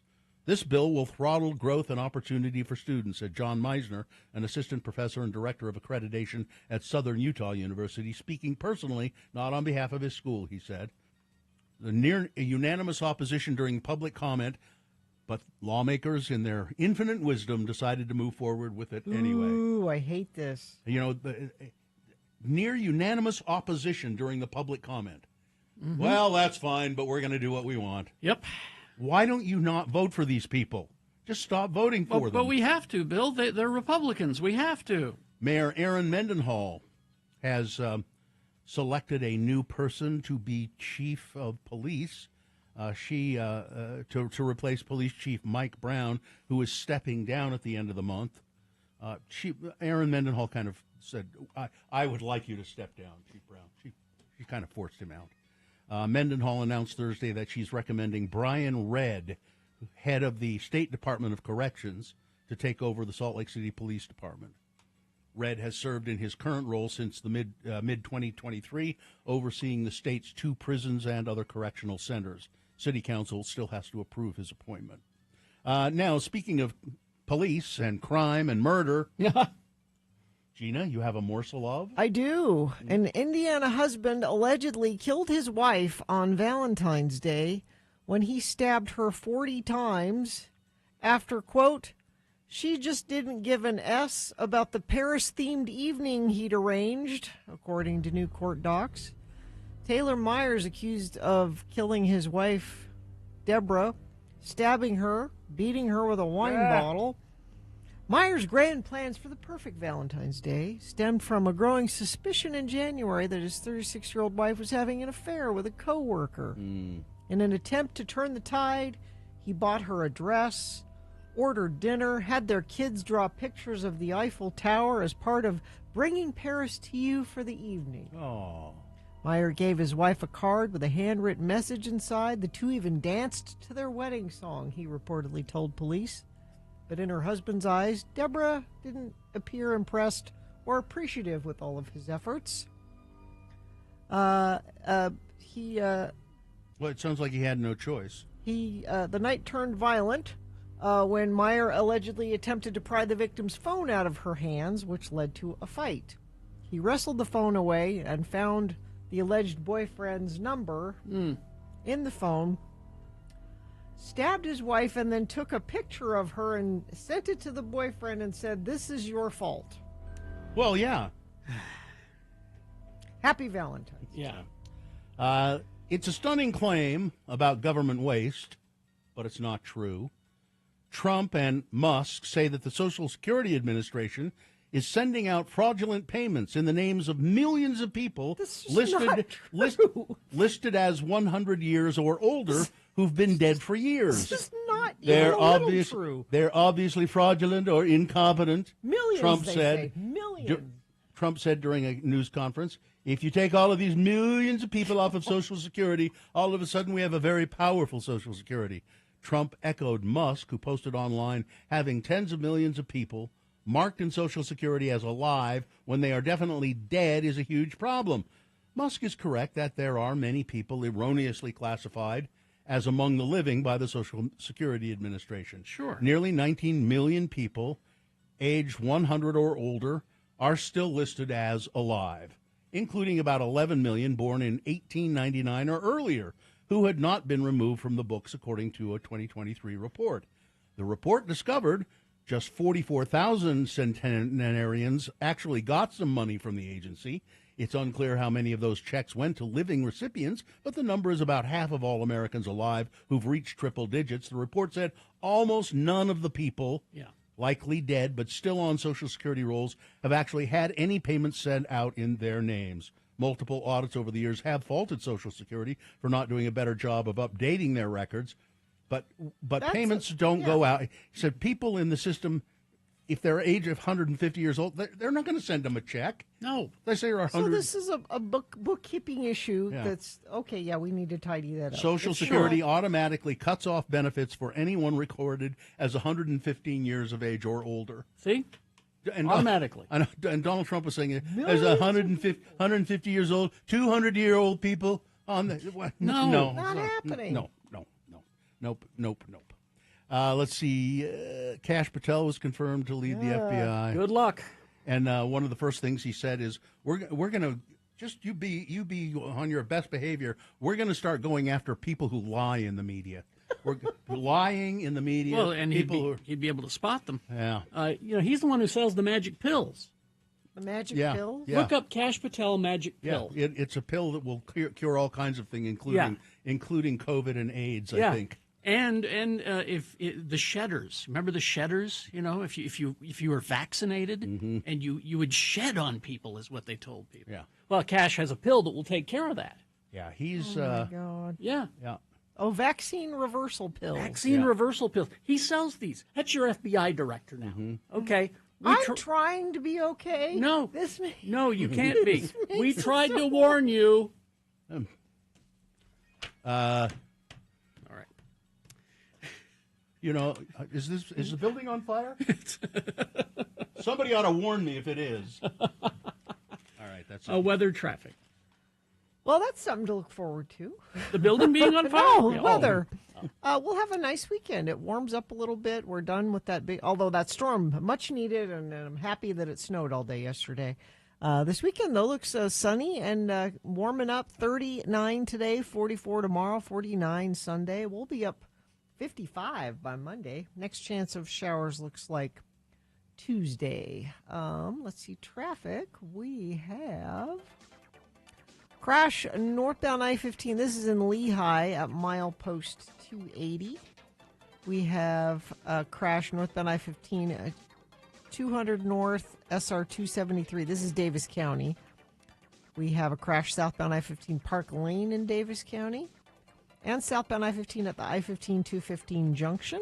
We check our message stream, make sure nobody sent anything there. Nobody being you, Infiniteam. You text us when you see things on the road. 33986. Be unstoppable and adventurous with Bountiful Mazda. Lease your Mazda CX-30 for just $179 a month or CX-50 for $239 a month. Find more at bmazda.com. All right. Here's boner candidate number 3. When caught in a lie, Elon responds with name-calling. Mm-hmm. So Elon Musk has gotten into a heated fight with a Danish astronaut who criticized Musk and his claim that former President Joe Biden intentionally abandoned 2 American astronauts on board the International Space Station. Again, just not true. Andy Mogensen, Mogensen, had on Thursday shared a Fox News clip featuring Musk and his boss, Trump, in which Musk claims that NASA's Butch Wilmore and Sonny Williams were left stranded on the space station for political reasons by Joe Biden, and that the new administration was now coming to the rescue.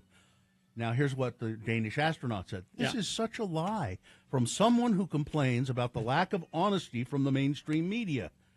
He said, what really has happened here, and Elon knows this, those 2 astronauts, they went up there. They were supposed to be there for 8 days. The capsule or the rocket that sent them up there had some problems. They didn't want to risk their lives. Mm-hmm. So they said, you guys stay there. When it's feasible, we will get you.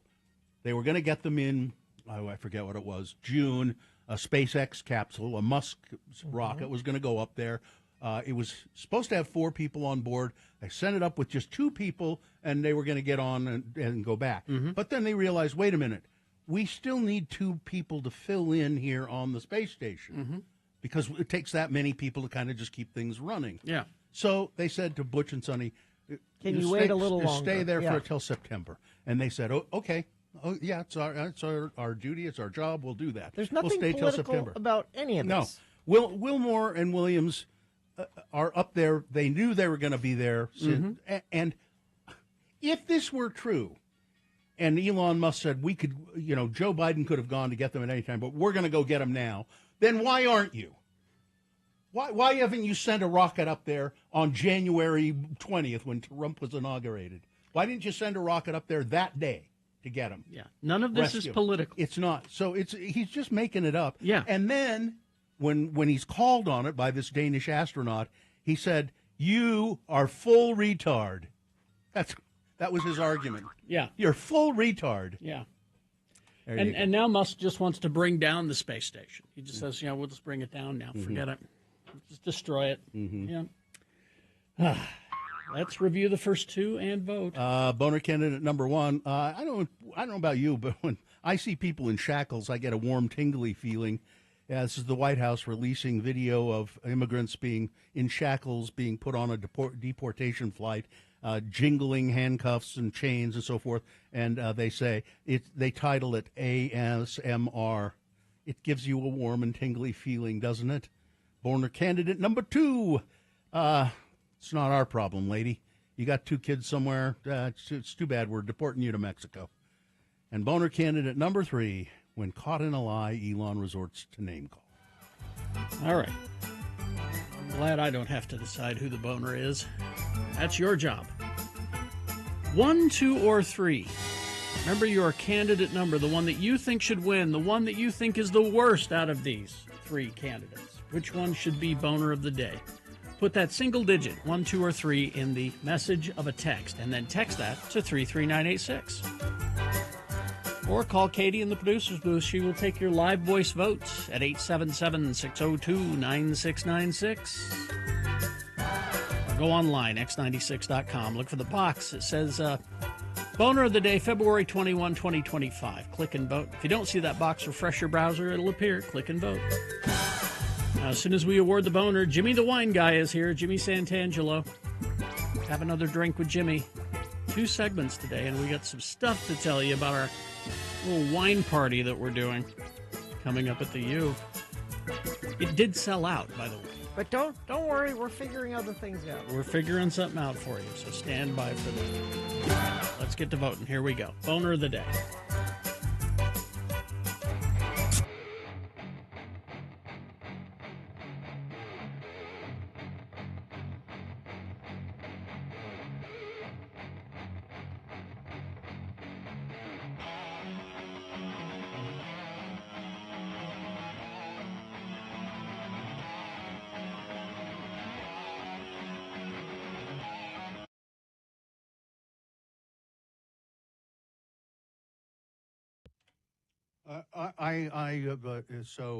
I want to know how you're feeling, Gina. Are you okay? Because you drank some caffeine. Well, so we had the donut critic on today who brought in these new caffeinated protein drinks. Well, they're chocolate milk. And they're super tasty. Yeah. Yeah. Maybe that was part of the problem. Well, now, what he said is that the regular ones are caffeine equivalent to a cup of coffee. Yeah. And then there's this one that is 2 cups. I didn't have that one. You didn't have this one. I had the 1 cup, but my heart's going blah, blah, blah, blah, blah, blah, blah. From that 1 can. Well, but see, I already had a coffee this morning. I was going to say, because you stop for coffee every morning. And a Diet Coke. This is almost gone. And so she has a Diet Coke. I had these previously. Gina, I think that was not a good move. Gina, I had a Coke Zero this morning. Uh-huh. Then I've been working on my coffee, my Mill Creek coffee here, and then I drank one of these as well. These things that he brought in that are caffeinated, and you know what? I could take a nap right now. I mean, I'm fine. I'm tired all the time. That's right. That's exactly what it is. I'm just tired all the time. I'm tired. You poor thing. I mean, I'm kind of feeling it. I can feel it right about here. But had, how much coffee have you had this morning? Well, this morning when I get up, I had, I'm not quite sure how to describe it. The stuff I put in my water that's supposed to wake me up and invigorate me. But that's caffeine, isn't it? I don't know if it has caffeine in it or not. It's got some sort of vitamins of some kind in it. And then I have my Mill Creek coffee, Guatemalan today. And then I had this just now, strawberry milk with caffeine. And like I said, I wasn't feeling it until a few moments ago, and now my eye started to twitch. You got a twitch? I forgot to mention, on top of all of this stuff that I've had, I take a Pro Vigil every morning. Oh yeah, which is which is like airline pilots wake up pills. Special trucker aspirin. And you're still fine. Yeah, you're still. I could drink a pot of coffee and go to bed at night. I'm tired all the time. Because I'm tired all of the time. And my pants are heavy. I'm just a poor little heavy-panted, tired boy. Yeah, I'm sorry that it affected you that way because these are delicious. They are tasty. I know what it was. You see, I drank the vanilla flavor, and you drank the chocolate flavor. I had strawberry. And you had strawberry. I think the vanilla flavor, even though they all have the same amount of caffeine in them, I believe, the vanilla flavor would still just be not as effective because it's vanilla. No naps for me. Do you take a nap? Yes. Of course she does. I almost never take a nap. I have to be exhausted before I'll take a nap. You stop by Beto's on the way home. You eat under the overpass. I have my systems. And then you go home and nap. Are you regular? Yes. Oh, In fact, good. I gotta go. Right, Do you ever 'cause fall? I got another thing Do you ever going. fall asleep in the car? Yes. All right. While you're driving? Goodbye. Goodbye, everybody. Goodbye.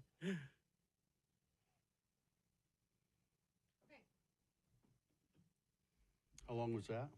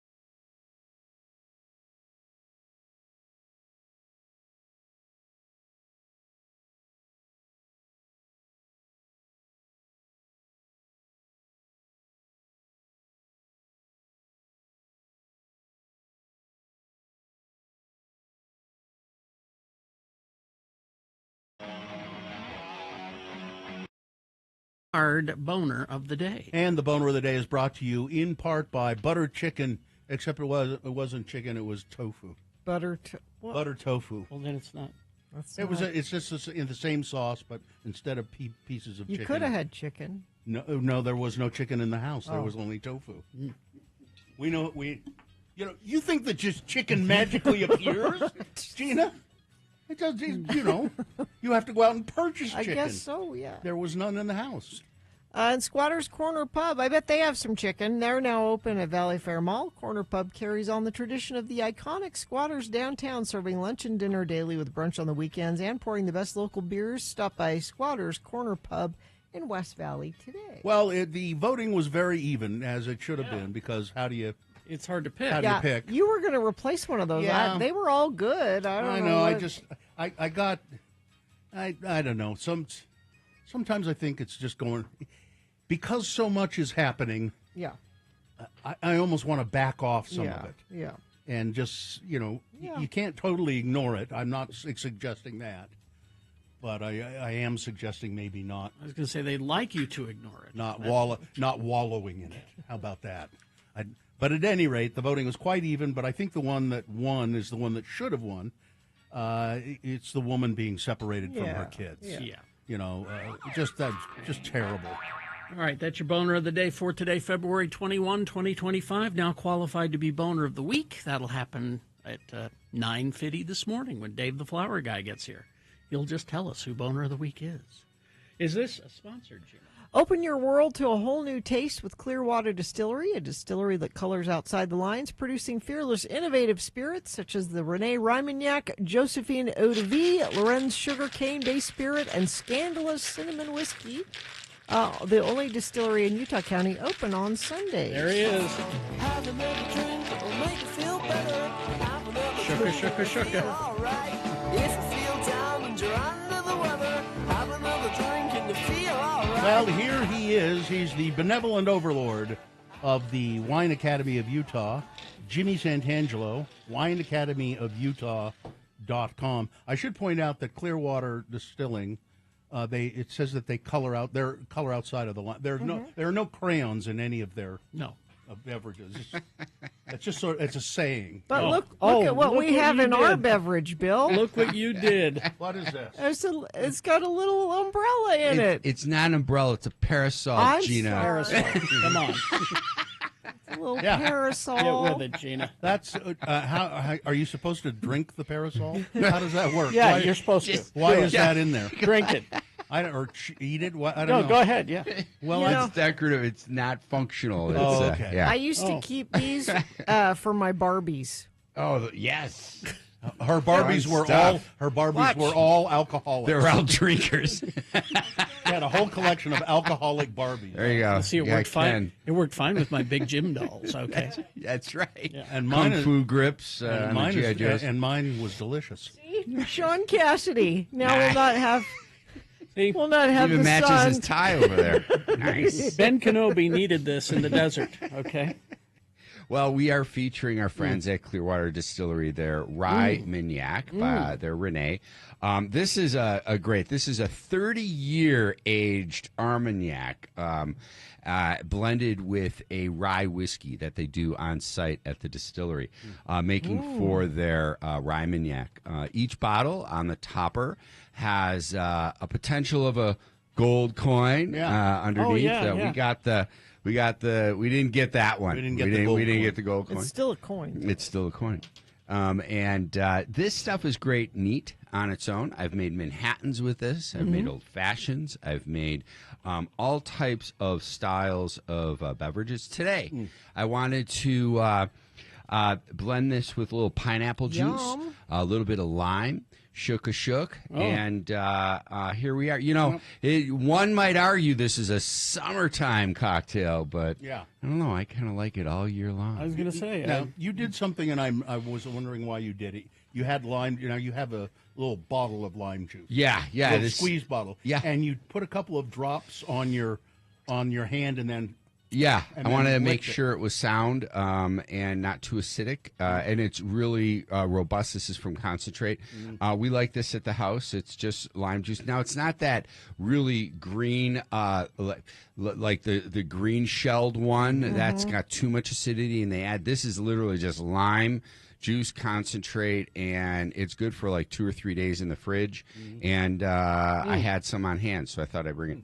I'd see it. I just squeeze the lime in it. No, absolutely, absolutely. You could totally squeeze this lime. is delicious. Yeah, this is a lot of fun. This I these feel guys like do a good we're at job. the beach. Well, Yeah. it kind of channels a Mai Tai in a way. Ooh, yeah, Just that's a little coming bit. through nice. That kind of like a roasted pineapple in there. That Yeah. Armagnac and the rye comes through. It does, doesn't it? It's got a little frothiness. Do you have any sunscreen? A little copper tone tan. Yeah. Get that dog away from me. Oh, I thought he wanted to drink it. I'm sorry. Pulling on your underpants, Bill. This is very good. Clearwater. Now, is this a common thing? To drink at 8 a.m. in the morning. No. Only every Friday. To mix rye whiskey and Armagnac. No. This is something that they just. The French are furious. Well, Can't good. do that. Good for No, us. But the Eau Claire's decided, let's try this. Yeah, and that's speaking about coloring outside the box, right? Outside the lines. Yeah. That's what Clearwater's all about. Whether it's the Renee Armagnac or the Scandalous whiskey that they've recently changed the name to. They really just want the authentic flavors coming through. And to have an aged Armagnac along with an aged rye whiskey blending together, not just happen chance, but like really deliberately, and having both these flavors lifted and notable their characteristics when assessing this neat is on its own is really good. We love making cocktails with this because it gives things depth with Armagnac and a spice with the rye. And then lifting it with that little bit of sweetness with the pineapple, get that roastiness in there. Lime gives a baseline of acidity. The reason I chose lime and pineapple go really well together. Yeah. Kind of worked. And it says here that it won double gold at the TAG Awards in Las Vegas. Yeah, in Las Vegas, these guys are definitely getting recognized. They're going through a new package design as well throughout their portfolio, and they're adding new products as well. They have a Wednesday whiskey, which is a great daily whiskey, not just for Wednesday, and they are available in the state stores. And since they are a distillery here in the state, they also have a package store where you can buy any of their products on the operating hours that they have. So they're open on Sundays. They're open on holidays, things of that nature. Because they're in Lehigh, right? Yes. Pleasant Grove. Oh, Pleasant Grove. And that's because this is like a Mai Tai, I promise not to follow it with Chardonnay. I learned, Gary, I learned that you mistake. learned your lesson. I learned my lesson. Lessons were learned. Is this Reimanyak available in the state stores? Yes, it is.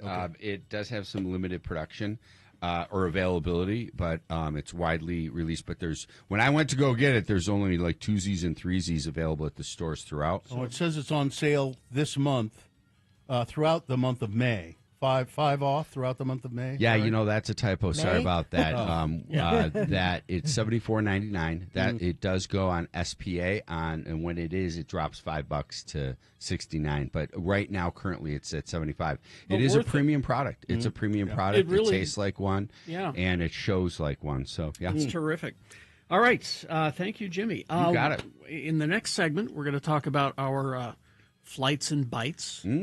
And that did sell out in 2 days. Up at the Ken Garth University Club. Well, we have some.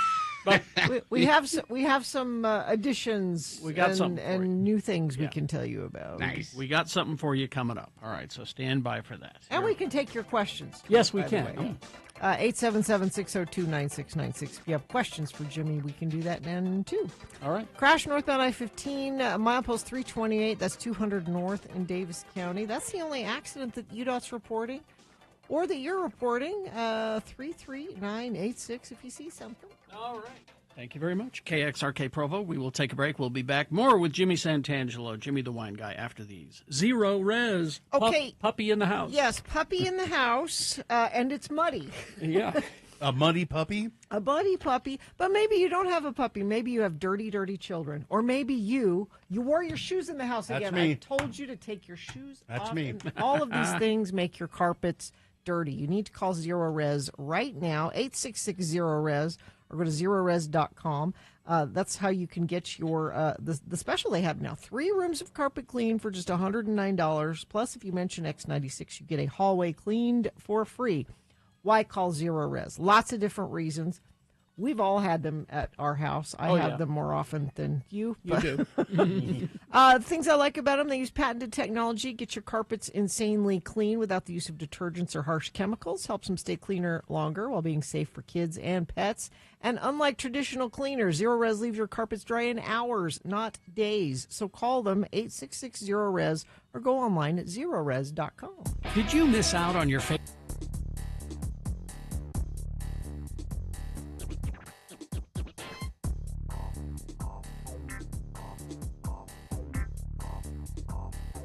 On my trip. Hot chicken. Nashville hot chicken. Uh-huh. So it's just the coating is... So here's the story of Nashville hot chicken. The original hot chicken place. Prince's Hot Chicken Shack. Okay.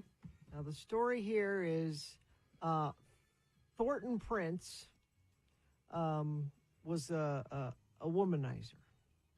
He had lots of women in his life. And apparently he was cheating on his wife, and she was mad. And he would come home late at night and demand she'd make him dinner after he'd been out with other women. And she was mad. Okay.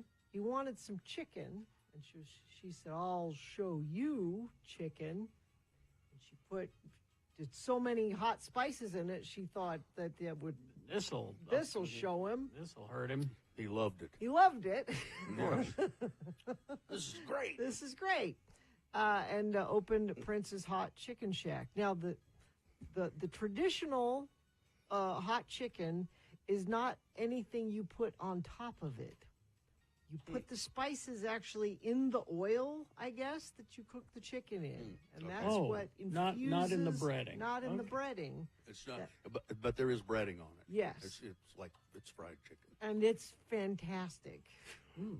And I had too much of it. Mm-hmm. Does it come with biscuits and honey? Well, it comes with a little slice of white bread, just white bread, Okay. and a pickle. Mm-hmm. But now I noticed we have a hot chicken place a new hot chicken place that replaced another chicken place. So there was the Crack Shack on Ninth Yeah. South. Yeah. That wasn't there that long. I went there once. Was not crazy. And Did now they there's do hot chicken? and, I mean, they did it. It was a chicken, but it wasn't hot chicken. But Okay. supposedly the place that came in is a hot chicken place. So Hmm. now that I am a professional, now it's almost like I'm a local Hot chicken eater. Hot chicken eater. Okay. I'm going to go there, and my guess is I will say this. I've been to Nashville. It doesn't taste like this, but maybe it will Well. be an okay chicken substitute. I need a report. Okay. I need you to on the way home. It might be lunch today. Yeah. It might be lunch. I need a report. Do you get you get like a half a chicken or like a leg and a breast or how does it? They're tenders. They're tenders. Oh, really? Yeah. Oh, okay. Tenders in different forms. Like on a sandwich or. Oh, okay. You don't like a tender? Nah, not too much. I think I'll stick with Pretty Bird. I like. Pretty Bird is tenders. It's like a breast. Yeah. It's a big. You can get tenders there. I get tenders. Oh, you there. can get tenders there. I get them for the dogs. Yeah. You get them for the dogs? They love them. Hot chicken? Not hot. You can get your degree of spicy there. You know, I just get the unseasoned ones. I'm here to pick up an order of tenders for You- my dog. You get the Pretty Bird chicken for your They dogs. love them. I mean, I love it. Yeah, they love them. And I love my dog, but I get a hot behind sandwich for Sue. A what? A hot behind. That's the spice level. Mhm. And then I get the medium for me. Yeah. And then I just get some unseasoned For Pretty the Bird dogs. for the dogs. They love it. Pretty Bird's fantastic. Pretty Bird's dangerous. It can be.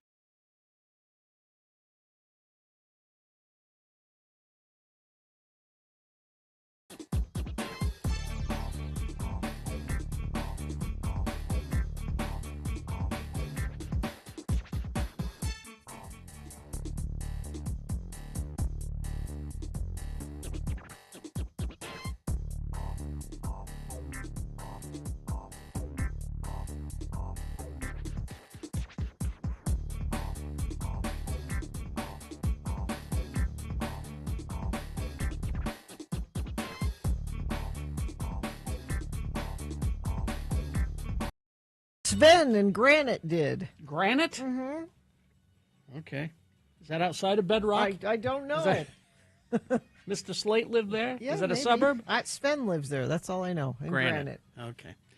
All right. Well, thank you very much. Is this half sponsored, or we just dive right Well, in? it's sponsored by what we're going to tell you about. Oh, okay. So we're having this event, which sold out almost immediately at the Ken Garff University Club. If only we could have told somebody, it would sell quickly. And so a lot of people are saying, well, we'll probably do another one. But if you want to find out about the University Club, this is the time to do it. And Jimmy, you've been up there. I was going to say, you seem to know everybody up there. So Well, yeah, it's a lot of fun. I've had an opportunity. Ken Garff U Club is part of the Invited Club Networks, and there's a series of clubs throughout the country. So when you're a member right here at Ken Garff, and for those that, I know we've been talking about it, but this is on the campus of the University of Utah at Rice-Eccles Stadium. It's on the south side, or 400 South. It's on that back side there. They built out 3 full levels, a field level, a suite level, as well as a restaurant level. And it's super cool. It's co-working space. You can go there in the mornings, get some work done. You got some breakfast. Nook. I drink my weight in coffee over there. And if you want to have a meeting and you're like, we got 8 of us or 14 of us in restaurants in downtown, it's just, you have meeting space there that you can break out. The restaurant's there. Did I mention they have a bar? That is always good to mention. Which opens at 11. You didn't mention it, but I noticed. Yeah. And they That's also a have good some point. fun activities. I didn't Yeah. think about that before. If you have a meeting with like 10 or 15 people trying to go out to lunch somewhere, yeah, forget and it. it's impossible. But if you're a member of the club, and you're a member, Jimmy, right? Yeah, I'm very fortunate. My family and I were members. We're big sports up there at the University of Utah, so it's nice to be able to go to an early dinner and then shoot over to a game at the Huntsman or something of that nature. That's a lot of fun. Friends come in from out of town, family come in from out of town. We like to go up there and that kind of And it's thing. part of a network of a bunch of other clubs like it around the country. Yeah, right? so you can go to these other clubs, and if you're a big golfer, and hey, guys, if you're golfers out there, this club's for you, man, because you then have access to, I don't want to exaggerate, but definitely over 80 types of membership all over the country that you can go to. There are clubs like this at golf courses. Yeah, clubs like this at golf And courses, so you just have go, access. Hey, you just show them your card and you go in. Yeah, you contact them directly. There's a concierge network and everything. But best view in the valley. Oh, it's beautiful. I mean, yeah, I'm sitting there on my laptop just working away. I look to my right. I'm like, oh, my God, the whole valley's right there. I look to my left. The big stadium's right there with the University of Utah sign. So it's pretty cool. I feel very fortunate. So the people that bought tickets, they're going to be up there with us. But so you're saying, well, I'd still like to find out about this. You want to check out the club. Yeah, there's a way to do it. Yeah, so go to x96.com. The banner at the top says, the Radio from Hell Uncorked is sold out. But if you click on that, it says this event is now sold out. But if you're still interested in the Ken Garff University Club and how to get involved, you can register for a special lunch experience to find out what makes the club so special. So It's you can lunch for two. You can get lunch and go up there and see what Jimmy's been check it out. talking about. The food there is great. That was good. smash burger I had was, and the I fries had a were club really sandwich and it was delicious. It was Nice. It was Tuesday, so we had tacos. Very good. They were very good. good. And they also want you to know if you go and have the lunch and decide to become a member through this process, they're going to give you the first month's dues. So yeah. Oh, that really? Nice. Yeah. Free first month dues. I think so. Yeah. Not bad. Excellent. And again, this is our event sold out, but here's a way you can find out about it. And I bet you we'll do more events up there as well. So get some lunch and listen to them tell you about the club. It's beautiful up there. I think if you go up there, you'll we're describing it, but it doesn't do it justice. Really? You know I really didn't have any idea what it was, and then I find that there are 2 or 3 people who work here who say, "Oh yeah, I'm a member of that." Really? I go up there all the time. I didn't know that. Yeah. Wow. Okay. So click on that banner and get registered and get your lunch and go take a tour. It's really a nice facility. People have questions for Jimmy. Okay. This is I'm not sure how to react to this. Oh, geez. I make homemade Kahlua. Okay. Water, sugar, vodka, instant coffee. Yeah. Yeah, Okay. I've heard of people doing this. How long will it keep in the fridge? That's a good question. You'll definitely want to shake that up, mason jar it, or bottle whatever the container is. That's a good question. It depends on how stable it is. The vodka in there should. So this is what it's going to do. It's not going to spoil. It's not going to go bad, but it will oxidize some of the ingredients. The citrus in there will oxidize. That instant coffee does have a degradability rate to it as well, but it's not going to be bad for you. It's just not going to be as fresh. Now, am I supposed to refrigerate my Kahlua when I buy it? I mean, not when I make it? Kahlua at the store. What is? I mean, that's a liqueur, so it does have a little lower. It's not a 40% ABV and above, where this person by making it with the vodka is. So I would definitely store it. And they're affordable enough generally, especially with vermouths. When people say, "Hey, how long does my vermouth last?" I've had it for a year and a half. I'm like, "Hey, spend another $16 and get a new one." It's by the way, if you have Kahlua, pour it over vanilla ice cream. Ooh, nice. Just a tip. That's just a tip. good idea. While we're in the islands, here's a question from Sid. I'm headed to Kauai in 2 weeks. Besides Mai Tai, is there a cocktail that you recommend? Yeah, I just go big, man. Just have a blast. I know a lot of punches can be out there but you need some, a buddy, a friend, pal, family member. Keep it's an a eye 2 on to you? a 4 to keep an eye on you. Yeah. And follow it with Chardonnay, from what I understand. No. Don't even. It's dark rum. I think it's my enemy. I think that it hates me. What white wine should be used when a food recipe calls for white wine? Sure, unoaked. So you want to have an unoaked because you don't want to simmer that wine down to glaze the pan or incorporate that, and then you're just going to have a lot of that oaky spice left over, which isn't what you're looking for. Now, I when I had some red wine, recipe that called for a quarter cup of red wine, and so I just bought a really inexpensive bottle. Cheap. Sure. Is that okay? I've heard some people say you should use what you drink. What you drink. Yeah. Well, the so I guess your recipe called for bourbon wine. Yeah. Well, the key ratio when you cook with wine. My nana taught me this when I was a kid. It was 1 for the dish and 2 for the chef. There you go. So if you don't want to drink it, you ought not be putting it in your food. That's right. Dr. Neal asks, this is the last question quickly. What brands of rum do I bring back from Jamaica? Oh, gosh. Appleton, you'll find some, although available here stateside, Appleton is classic there, and you're going to have some production that you can't get stateside. Oh, okay. There you go. See, he knows all. Right. All right, so go online, x96.com, click on that sold-out banner. It's at the top there. Get yourself registered for lunch. Go up and take a look at the club. Absolutely. Hey, thanks, guys. Enjoy your weekend. When you're touring the club, you might see Jimmy up there. Those earlier accidents look like they are cleared up. And you haven't sent anything in via text, but you certainly can if you see something. Let us know. 33986. X96 welcomes Dropkick Murphys and Bad Religion coming to the Union on August 2nd. And by golly, I think we have some of those tickets to give away for Beat Gina. Right? Yes, you will win those tickets if you play Beat Gina, so get in line now. 877-602-9696. Gina, the subject of the trivia today, Golden Girls trivia. Okay. All right, because it's Rue McClanahan's birthday. Blanche. Let's see. So, Golden Girls trivia, 877-602-9696. That's the number to call. We're going to play some messages, play a song for you, and then we'll play Beat Gina. Get those tickets. 877-602-9696. The X96 Secret Contest prize is free concert tickets for a year.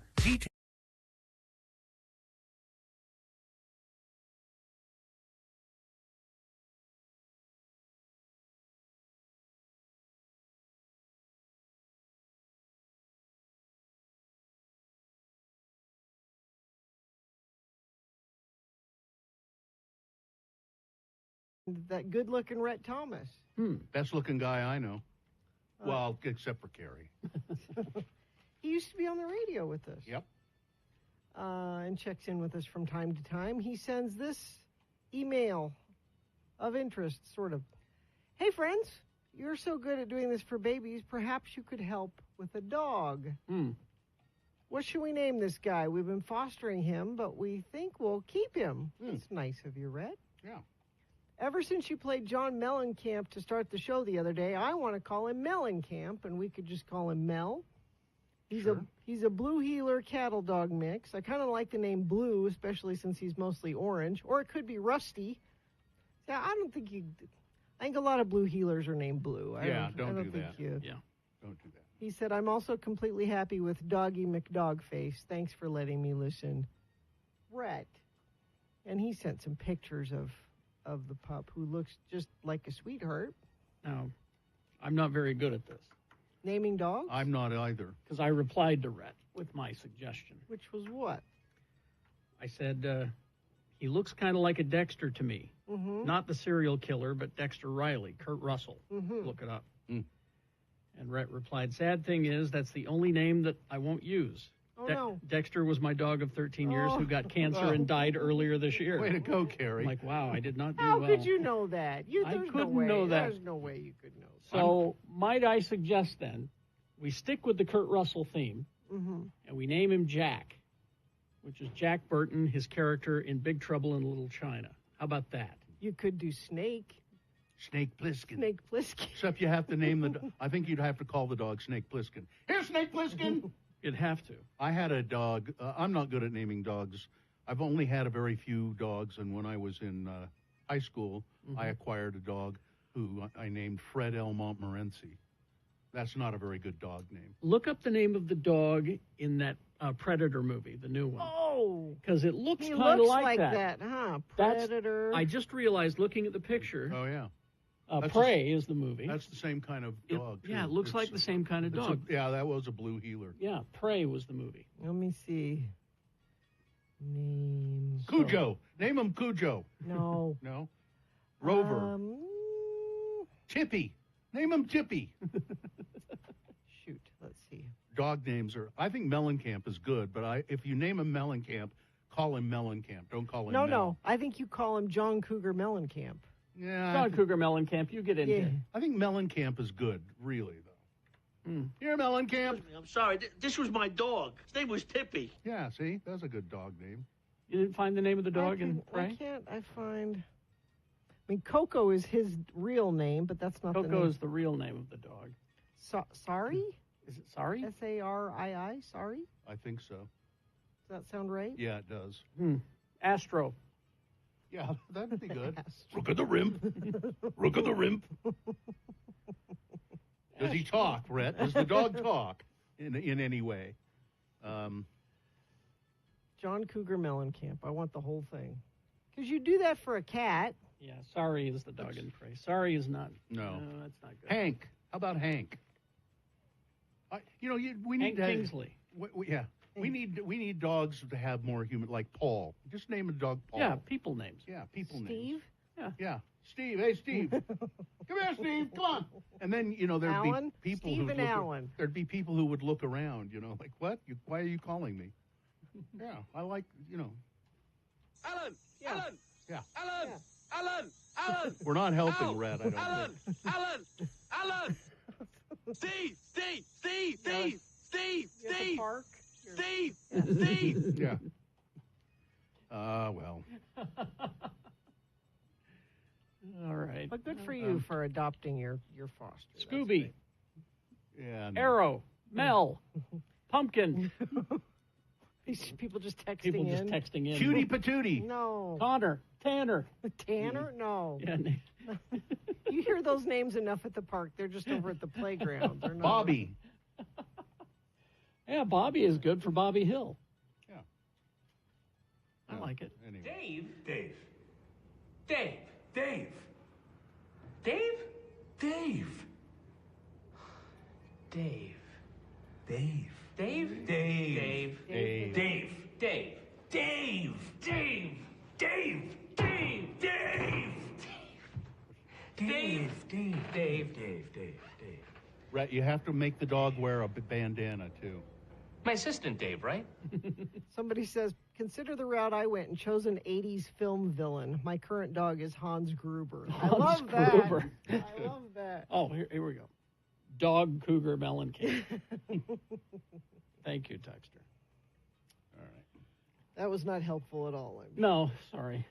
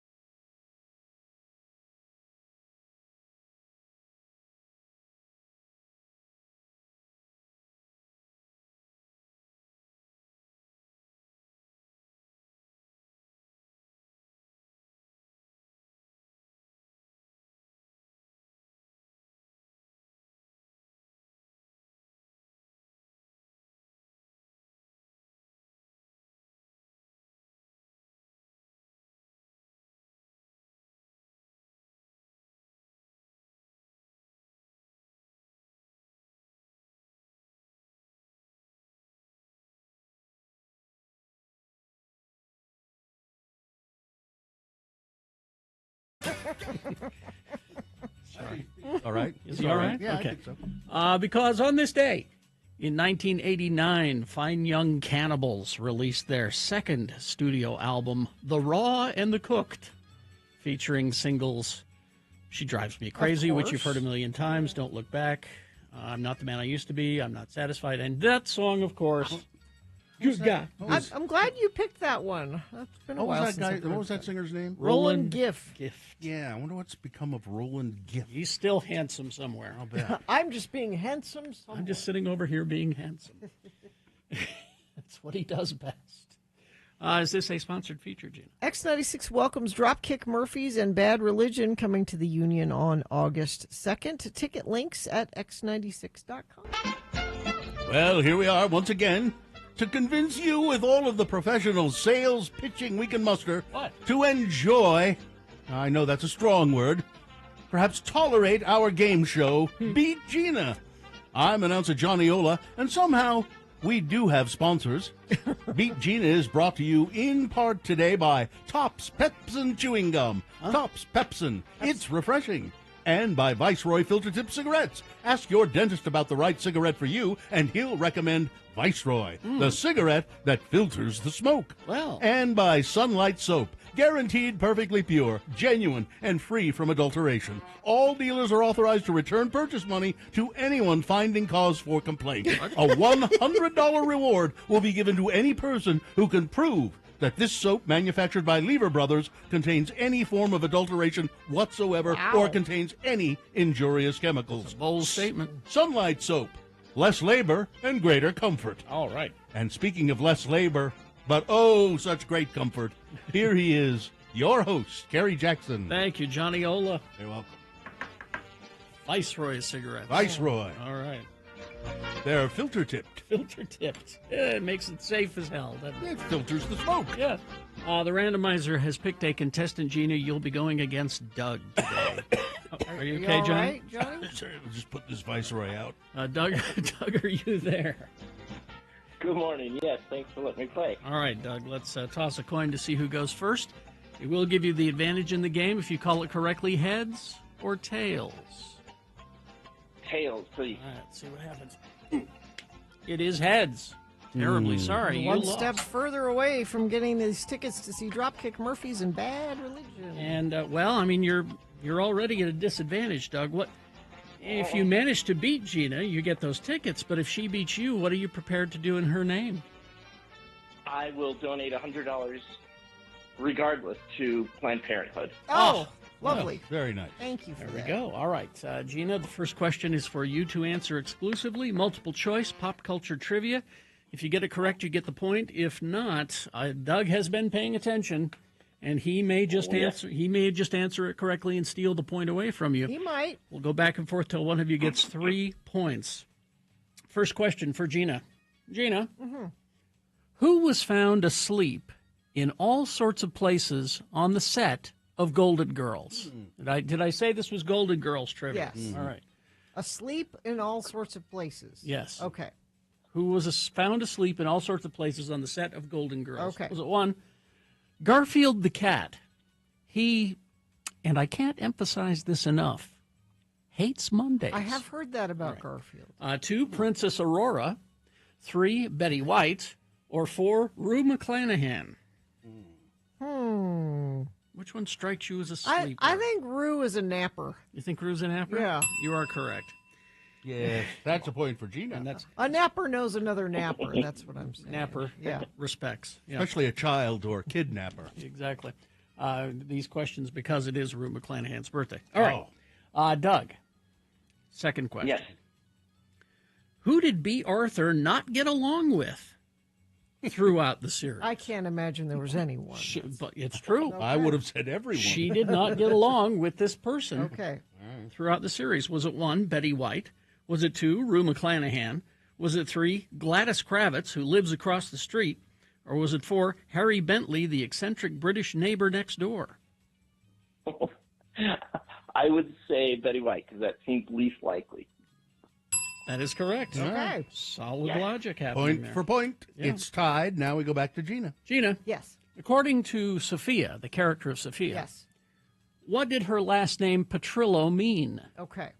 Was it 1, what's the matter you? Was it 2, hey, I'm on a break here? Was it 3, I hope your first child is a masculine child? Or 4, we're not murderers, despite what this undertaker says? I mean, B. Arthur is kind of a masculine child, but I don't think it's that one. I'm going with number 2. Hey, I'm on a break here. Number 2. Oh, Gina, that's 2 points, and now we go back to Doug to see if he can tie it up. Doug. Yes. What 2-word phrase does Sophia usually start her stories with? When she's about to tell a story, she starts with this 2-word phrase. Is it 1, listen, dummy? Was it 2, so anyways? Was it 3, let me talk? Or was it 4, picture it?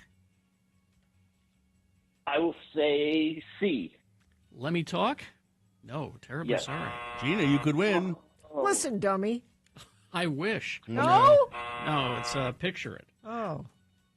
Running out of questions. All right, it's 2-1. I'll get it. I'll get it. On This is Gina's question. Okay, and you're ahead, right? Yeah, 2-1. I'll get it. All right, let's see.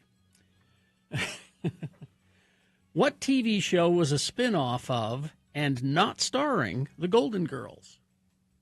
It was a spin-off, but not starring the Golden Girls. Is it 1, Empty Nest? Is it 2, The Facts of Life? Is it 3, Westboro Baptist Smurfs? Or 4, Titanic Swim Team?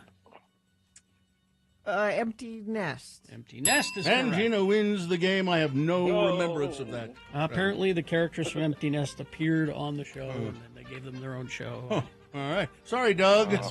Sorry. Sorry, Doug. That's all right. But Doug's doing a nice thing. He's giving That's some true. money to Planned Parenthood. I think we should reward that All right. kind gesture with tickets to Why, Dropkick thank Murphys and Bad Religion. You're going to love this show, Doug. Hey, thank you very much. Hang Yes, on, I will. hang on the line.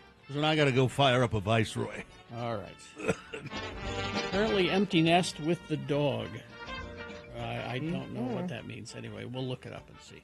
Big Boy News now, brought to you by... Blast off into the future of space exploration at Clark Planetarium. At the Hanson Dome Theater Space, the new frontier takes you on an unforgettable journey through the second golden age of discovery, only at Clark Planetarium. Gina, finally, Hilaria Baldwin is clapping back at you. At me? Yes. Addressing her Spanish accent, which you are distrustful Spanish. of. Well, she is of Spanish descent, and in the Born premiere, and raised here. in the premiere of the new TLC reality show, The Baldwins, Hilaria spoke out about the 2020 controversy over her accent after people began questioning the authenticity of her Spanish origins. She said, "No one can stop me from embracing my identity. You can. I love English. I also love Spanish. Okay. And when I mix the two, it doesn't make me inauthentic. When I mix the two, it makes me normal." It doesn't, Hilaria.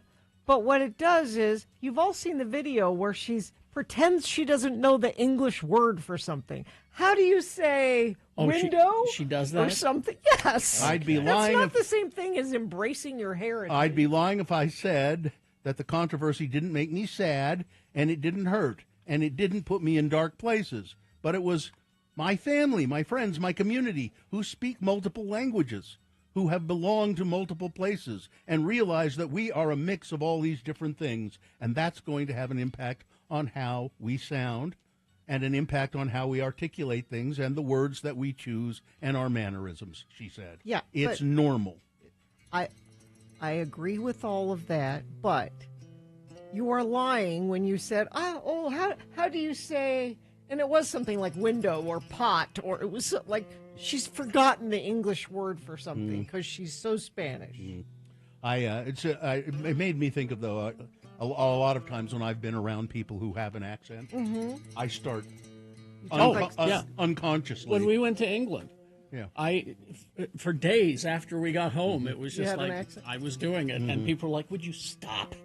This is the Senior Poopy Pants music. fresh outrage has erupted over the murder of Gabby Petito after her fiance Brian Laundrie was portrayed as a victim of domestic violence by his sister Cassie. A new Netflix documentary, American Murder, Gabby Petito, has revived interest in the tragic case as it looks back on the van life influencer's final days as she traveled across the country with Brian Laundrie before he killed her in cold blood. Petito was found bludgeoned and strangled in Grand Teton National Park after traveling cross-country with Laundrie. Petito was reported missing September 11, 2021. After Brian Laundrie returned to his parents' home in Florida with his fiancee's van, he was named as a person of interest. He soon went missing himself, sparking a nationwide manhunt. The 22-year-old's body was discovered in Grand Teton National Park, later revealed that she had been strangled by Brian Laundrie. His body was found in environmental park in Northport, Florida. He had taken his own life, apparently, and left behind an 8-page confession letter alleging that Petito had fallen and injured herself and was begging for an end to her pain. Mm-hmm. Well, now his sister is saying, you know, he was as much a victim as she was. No. I don't think so. No. And, the word was onions. But, yeah, she didn't know the word for onions. Yeah, How that do was you the say in a now viral Instagram post, Cassie, his sister, wrote, I told law enforcement about all the stuff that happened to my brother in recent years. I told the media, I told the lawyers. The narrative stays. At this point, it's ridiculous. He killed his girlfriend. She's still trying to stick up for him. And this wasn't even just, one moment of rage. If you remember, when they were in Moab and the police were called because he was abusing her there. This is not, he's not a victim. A bill that would divert Utah's property taxes, away from local public schools and instead drop them into the state's general fund is now headed to Governor Cox's desk. Veto, please. A bill that he won't. Nope. A bill that would divert Utah's property taxes away from local public schools and put them in this general fund. It would be now the state would still be responsible for allocating the minimum amount of money that each local school district requires, set at $4,494 per student for fiscal 2025, but the bill allows lawmakers to solely use income tax revenue to do that, freeing up local property tax dollars for other state purposes. School districts and education organizers across Utah have opposed that measure. Have you spoken to the districts and asked, are they supporting this bill? Senator Kathleen Reeby, a Democrat, said. Asked Lincoln Fillmore, the bill's sponsor. No, nope. I have not spoken to school districts since the last time we debated this bill, he said. But I imagine that they've not changed their position. And we don't care. And I don't care. Sending it to the governor, it will... these people. Why do you keep voting for these people? A bill that will put even greater restrictions on child marriages in Utah is headed to Governor Cox for signature. Bill 76, sponsored by State Senator Jen Plum, she's a Democrat, would ban a 16 or 17-year-old from marrying anyone where there is an age gap of more than 4 years. So if you're 17, you can't marry somebody who's 13. Oh. Or you can 21. go I was the going other the other way. Honestly. you would. The current law prohibits child marriages where there is a 7-year gap. The bill would also require a 72-hour waiting period before the juvenile court can authorize a minor to marry. The state currently requires a minor to be at least 16 years old to wed, which is an improvement. A few years ago it was 13, I think.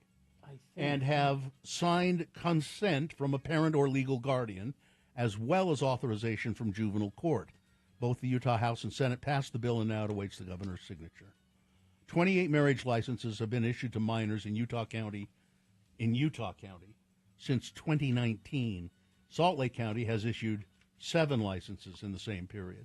28 marriage licenses in Utah County, 7 in Salt Lake County. Let's see, sex assault charges, 6 felony charges. Sex assault charges against David Hamlin in Utah County have been dismissed due to discovery issues.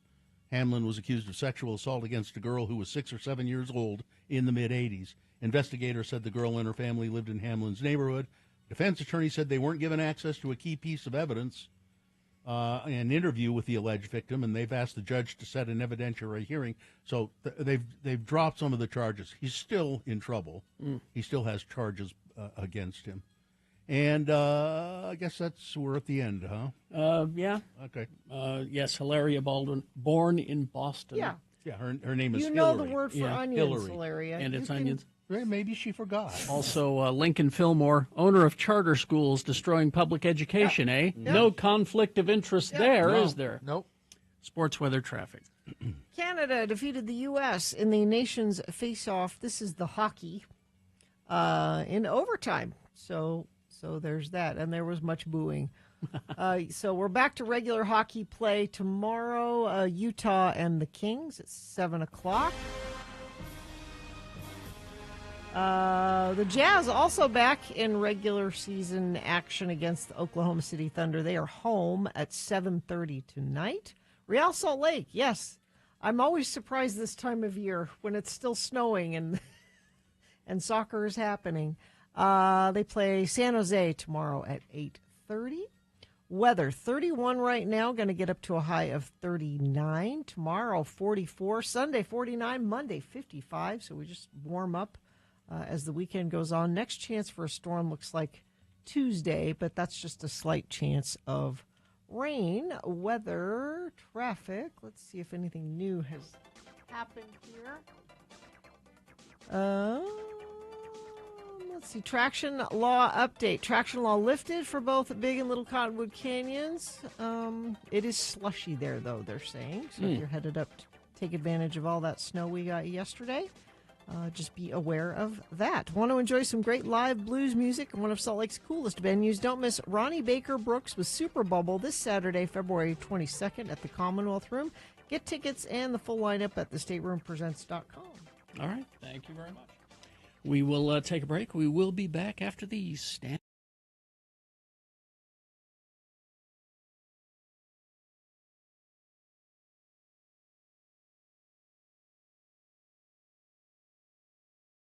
Was a boy, a very strange enchanted boy. Yes, he is enchanted. Kyle Brown. Don't do that, Bill. Yeah, was. I mean, is. Don't do that. He is. So, Not yet. It will be was, but now it's is. Kyle Brown, longtime participant in the Radio from Hell show, longtime friend of the program. We found out that he has ALS, and he's been getting, and it's fatal. I mean, there's no two ways about it. It's fatal. And he's been getting, weaker, and it's very difficult for him to talk. So he's been writing us letters. And mostly they've been a lot about his trying to overcome various challenges with ALS. This one's a little different. I couldn't get away with a crime if my life depended on it. I used to think I could get away with about any crime, like a bank robbery. Mm-hmm. I would never do something like that, but it was good to know that I could. I could never understand thievery of any kind or bodily harm to someone, such as murder or physical or sexual abuse. These are things that I will never understand. I've been on the receiving end of physical battery, and I've had money and items stolen from me. In high school, a kid broke into our garage and stole my snowboard and boarding gear. We knew who it was, but the police wouldn't do anything because, well, that would have required the Centerville police having to do something. The person who did it was hit by a train a couple of years later, and after spending some time in an assisted living facility, he died. True story. Also in high school, I was beat up a couple of times by guys that bullied me. One was and you've got to, if you haven't ever seen Kyle, he's a very slight, slim, small man, and just who would want to, I guess, an easy target. Yeah. Says some guys bullied me. One was a wannabe poser cowboy who drove his car off Dead Man's Curve above the B in Bountiful and died. I remember when they announced it over the intercom system at school. I was with Punk and a few of our friends. We gave a little cheer. Oh, jeez. Probably rude of us. And then the other guy was a baseball player with hopes of making it in the big leagues. Not the other guy that bullied him. Mm-hmm. He rolled his car and was thrown into a tree that caught his arm and badly mangled it. Also, both true stories. When we were young, my friends called it the Curse of Kyle. Probably a better story for Halloween and not Christmas. The most I've had stolen from me, other than in my divorce, was in a business deal gone bad. I sold my car dealership that I owned to a guy in 2012. Legal documents were drawn up and all signed and notarized. In exchange for the dealership, I was to get several $1,000s and a job as manager at a specified salary. The person that bought it from me was very smart and worked very hard 24/7. Unfortunately, he used his intelligence and work ethic for evil instead of good. Ooh. Over a very brief period, he got a hold of the company tax account and took the $50,000 in sales tax. He bought 2 cars under my name and canceled my payout check. Then he came to see me at the dealership and said, "F you, cockroach. What are you going to do about it? You got nothing and you got no money." Wow. He had closed his existing business and mine and opened up a new one. He had done some fancy paperwork and left the tax in my name, leaving me owing $50,000 to the state of Utah. He went on to steal a half a dozen exotic cars totaling over $2 million from an auto auction, selling several of the cars without titles, and selling several stolen cars to local dealerships. He was also shipping spice in cars using auto carriers. All of this is public knowledge in court documents online. Where is all the money? Well, he sent it to his father in Pakistan. He's been in and out of prison, currently out. He's not able to work and has to look over his shoulder every moment as he, not surprisingly, has people wanting to talk to him. He has no friends, no children, no family, nothing here. His wife, ex-wife, I'm not sure anymore, hated him. She told me that when I slept with her. Kyle, after he stole my money, I would not trade places with him even though he got away with millions. I'll die free. Money screws people up for some reason. Some people just want more and more, and I can't fathom why. I mean, I know we need it, and toys are cool, but what's the end goal? I guess I'll never know. It's like trying to understand a politician. You just can't. I guess the moral of this story is don't steal or beat up people, especially me, and especially at Christmas. Cheers, everyone. Look over there. Wow. Okay. Quite a life Kyle has had. Yeah. All right.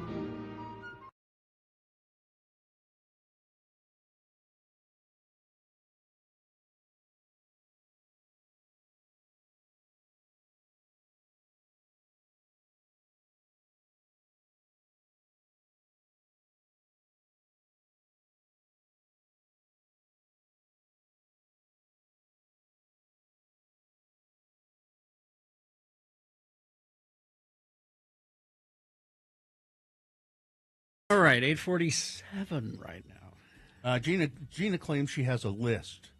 You have a list too. Which one do you want to do? Well, I don't. I mean, here's my list. 12 things you didn't know about Cheetos.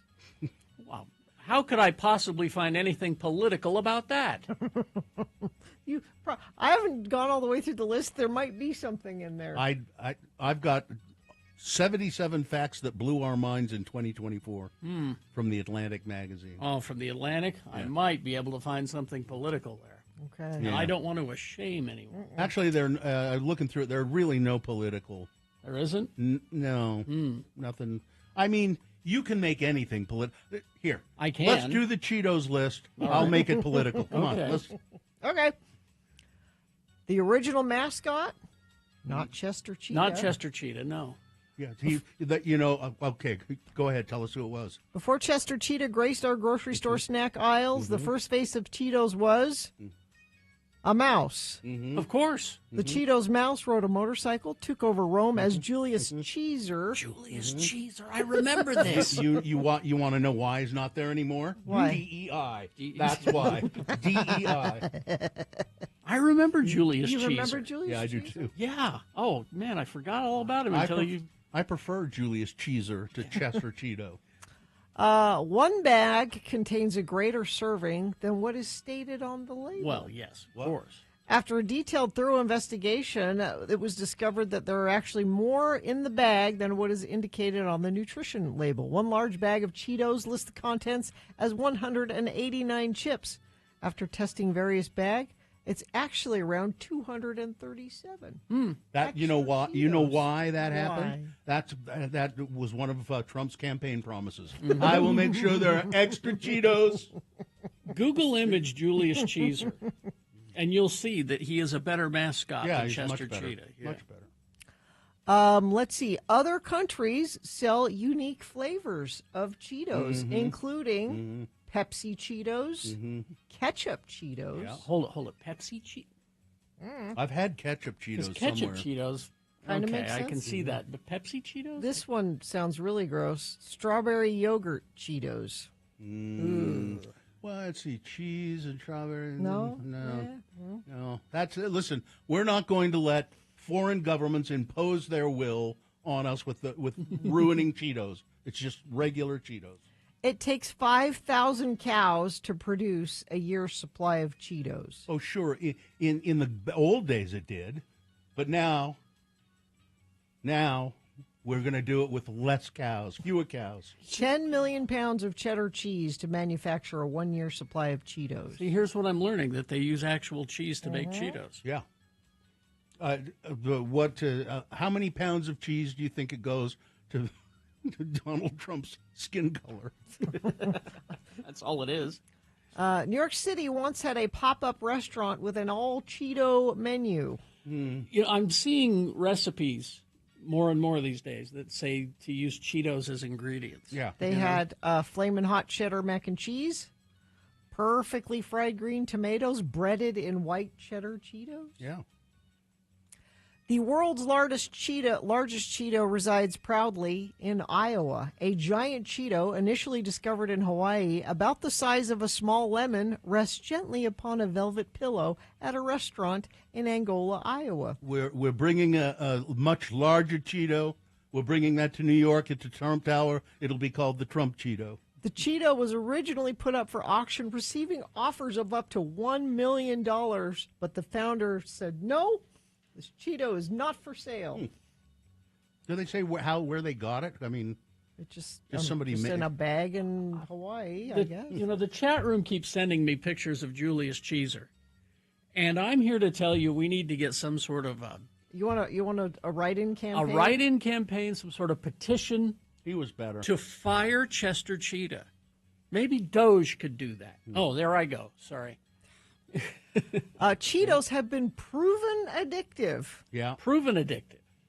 It's called vanishing caloric density. If something melts down quickly, your brain thinks that there are no calories in it, and you just keep eating forever. Now, is there anything here about do we prefer the baked Cheetos or the puffed Cheetos? I don't know. The original I'll puffed keep Cheetos. going with puffed? the list, and we'll see if it shows up. Because I think I like the crunchy better than the puffed. Let's see. Flamin' Hot Cheetos have sent people to the ER. Yeah, I can't. can see that. They're really hot. They're flaming hot, Bill. Yeah, well, yeah. Let's see. There have even been occasional cases of children ending up in the emergency room. Cheese dust is linked to the U.S. military. Oh. Well, our commander-in-chief. Cheetos founder wanted to bring cheese flavor into packaged snacks after the success of his first invention, Fritos. The U.S. military had conveniently been researching dehydrated cheese with the hopes of adding it to dried military meals. Liquid cheese is blasted into a chamber of hot air, causing the cheese to evaporate and leave behind a solid, dusty substance. There you go. That's how you get the... Yeah. And then it's all over your fingers. Cheetos may save your life. What? How's that? There is so much oil and fat in a Cheeto, it's actually flammable. So instead of lugging firewood on your next camping trip, bring a bag of Cheetos to keep warm. You can light them on fire. They burn? Apparently. Should you be putting it in your body, then, is my question. I don't think they burn very long. What? That is Of the last. Of course, I like vodka. So. That is the last. The guy who invented Cheeto the Frito invented the Cheeto, and before he did the mouse, the Julius Cheeser. Julius Cheeser, right before that, he had to be talked out of. He wanted to do the Cheeto Bandito. The Cheeto, because the Frito because there was Bandito. the Frito Bandito, Which, yeah. and It's people problematic, said, sir. A, that's racist, and B, you've already used it for Fritos. I don't follow a lot of people on Facebook, but I follow a lot of antique toys and things Mm-hmm. like that. And there's one that's specifically food premium Facebook page. So it's like cereal prizes and things like that. But they had the Frito Bandito pencil toppers. Yeah. And you wanted one? No, I didn't. Oh. I was looking at them going, why? That $20? No, I'm not. And see, I look at that and go, why not? A Frito Bandito pen, and it's not an eraser. No, it's just something to adorn your pencil. Exactly. Yeah, I kind of always liked those when I was younger. The pencil Did you toppers? chew on them? Some sort of pencil topper. You'd yeah, chew on them, wouldn't Yeah, you? usually. Now, the Universal Monster pencil topper, I like that Yeah, see idea. that? But not the Frito Bandito. No. Well, the Frito Bandito was nobody. I mean, No. A, it's racist, and B, Yeah. he's a robber. He's there. He's Well, he's a stealing stuff. Well, he's going to. He's like the Trix Rabbit. He's Mhm. going to steal. And I don't know why the rabbit can't just have the cereal. Why does he have to steal it? Tricks are for kids. That's Mel. What's his Mel name? Blanc. Yeah. Mel See, Blanc. now the chat room has found they're available in 4 colors. Yeah, there was a guy trying to sell them for $20, and I'm like, Berg says. Nah. Berg says the Frito Bandito actually steals your health and your soul. He doesn't steal your Those I don't know. Those pencil toppers are kind of racist. Wait, is that a Julius Caesar one? Oh, you might have to get that one. Okay. Italians I'm on don't care. How much You do they can want get for that? That's the one I want. Okay. Bring back Julius Caesar. The Emperor of Cheetos. Yes. I think we should start a write-in campaign. We should. Attraction laws have been lifted in both Big and Little Cottonwood Canyons. Current road conditions are slushy, so just be aware of that in both directions if you're heading up to take advantage of all that snow we got yesterday. Other good news is no accidents being reported right now, either by UDOT or by you, Infinitine. But if you see something, you can always text us and let us know, 33986.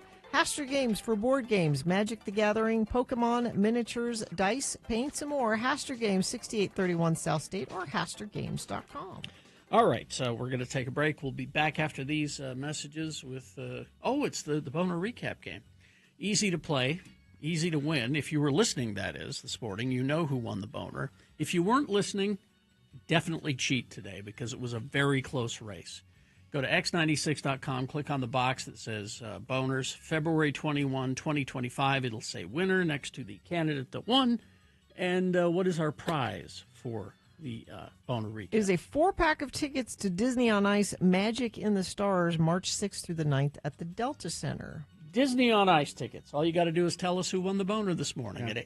Oh, go ahead. At 877-602-9696. I was just going to point out, Carrie, and you might have seen this. Yes. It's only $18.95. You get MC Fritos, WC Fritos. Yeah. So it looks like WC Fields WC was, he was a mascot for I think it was Fritos. Yeah. It was WC Fritos, the Frito Bandito Munch Bunch, Cowboy Cheetos, and then the mouse, Julius Caesar. Julius Caesar. You get all 4 of those for $20. For $20.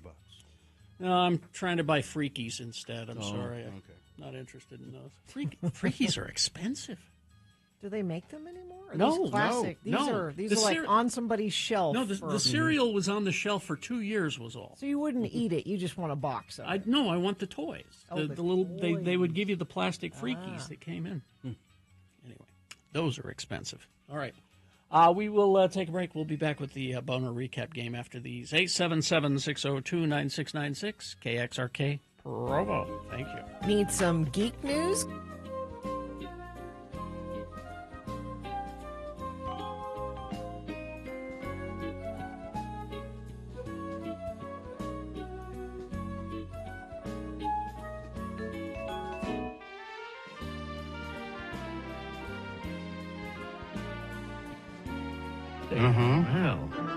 It's Radio from Hell with another list, because people love a good list. X96.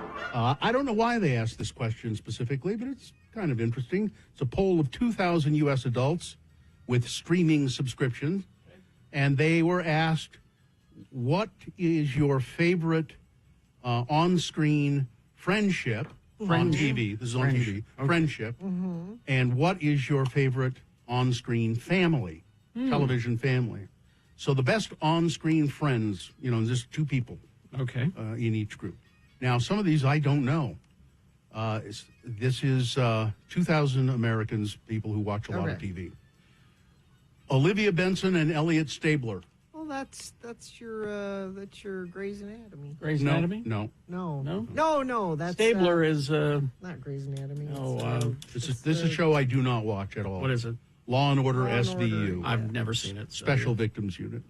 Oh, that's Mariska Maloney. Hargitay. That's Maloney and Miss. Yeah. Hargitay. Wednesday and Enid. That's Wednesday. Wednesday, yeah. Walter White and Jesse Pinkman. Yes. Breaking Bad. Were they friends? Although that's dysfunctional. Yeah, friendship. yes and no. Yeah. In ultimately, I think they. Rachel and Monica. Friends. Yeah. Friends, yeah. Robin and Steve. Robin and Steve? From Stranger Things. Stranger Things. Okay. Yeah. Chandler and Joey. Friends. That's Friends. Here's one I really didn't know. Corey and Sean. You know what show that is? No. Boy Meets World. No, I didn't see that. Jerry and George. They're my favorites, yeah. Seinfeld. Levine and Shirley. I wonder what show that is. I don't know. Laverne and Shirley. And Kevin and Paul. That's Wonder Years. Yeah. Wonder Years. Was Paul the little... Hi. That kid. Here's a He's text. Milhouse. Here's a texter saying Quark and Odo from Deep Space Nine. Okay. I'll take that one, Yeah, sure. All right, now the best on-screen families. All right. The Addams Family. Sure. Okay. I guess so. The Simpsons. Yes. The Brady Family. Yeah. Are Gilmore Girls on this list? The Bundy Family. Hmm. Married with Children. Yeah. That was pretty good. Then the Addams Family again. Oh, one was the Addams Family on Wednesday. The other's the Addams Family on the Addams Really? Family. I should have just combined. And that would be why they're different. That would have been my favorite, I think. The original Addams. The original. Family. Yeah. The Barone Family. Everybody loves Raymond. Everybody loves Raymond. He's really what's his name turned into Ray? Ray. No. Well, they both have Ray and his brother. What's the actor's name? I can't remember his name. Everybody loves Raymond. Both have turned into be really interesting actors in various projects. The brother owns a comedy club in Las Vegas. Yeah, I think it's in the Flamingo. Yeah. Then there's the Taylor Family, which I disagree. Taylor. I hated those people. Oh, the Tool Time? Yeah, Tool Tim Time? Taylor, Yeah. Home Improvement. Yeah. Brad Garrett is who. Brad Garrett, thank you. Brad Garrett. That's right. The Tanner Family. Yeah. This one. Who's the Tanners? Full House. Yeah. The Braverman Family, a show I didn't watch. What show is that? Parenthood. Oh, okay. And the Banks Family. I don't know. Fresh Prince of Bel-Air. I don't No Gilmore Girls? No. That wasn't a family Wait a show. minute. Sure was. You have to have a dad. It's got to be a dad, okay? No Sopranos? No. No. Oh, it's 6 that feet should've- under. How How about, about, there should've oh, been Nick a- says, where's the House Stark? Yeah. the Huxtables weren't on there? No, that's a Well, I think that's probably a good choice. I think they've been canceled. Hawkeye and Trapper, says Tom. Oh, Oh, yeah. Friendship, yeah. Yeah, Friendships. Yeah. That should have been on there. Yeah, Buddy Buddies. Well, you could have put... Somebody says JD and Turk from Scrubs. They were good. Oh, yeah, they were good Yeah. ones. That's a good example. I like that one. Yeah. And I would go so far to say Gilmore Girls are family and friends. How about that? I think, Gina, that if they acted more like friends than family, you would never know. It could be on both lists. No, you would never know because she had to act like her teenage daughter. They weren't a family. You shut up about There was no man in the house. There has to be a man in the house. The Goldbergs, well, maybe no. Oh, Andrew, Bashir and Garrick from Deep Space Nine. We're coming back to Deep Space Nine again. Anytime you want to, I'll be there. Well, Spock and McCoy, no. They weren't really close, were they? Shut up, Spock. We're rescuing you. Let's see. Well, let's do the promo. Green blood. They had quite the relationship, those two. I mean, McCoy was just darn right racist to him. Yeah, they were a lot always of times. bickering but Spock was condescending to everyone. Leonard Nimoy, the way he played it, he was condescending to everyone, but even more so with Dr. McCoy. McCoy was great in that Khan was holding a knife to his throat, and McCoy was talking him through how to do it properly. You know, the carotid artery or whatever it was. He was explaining to him that you need to go a little higher. All right.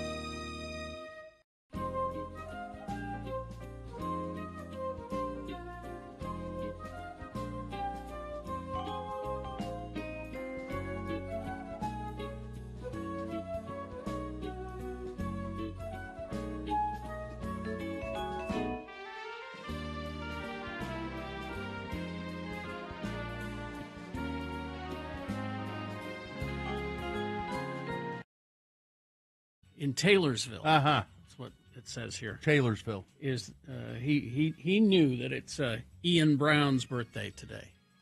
Oh. From Stone Roses. I didn't send a card or anything. I know, right? Yeah. Oh, well. Can you face instant message him? That's good. Yeah. Text him. Yeah, okay. Text is good. I'll do it. All right. Yeah. People are afraid to talk on the phone, apparently. I read an article, a quick article. Just in general? It's a certain generation that is afraid to talk on the phone.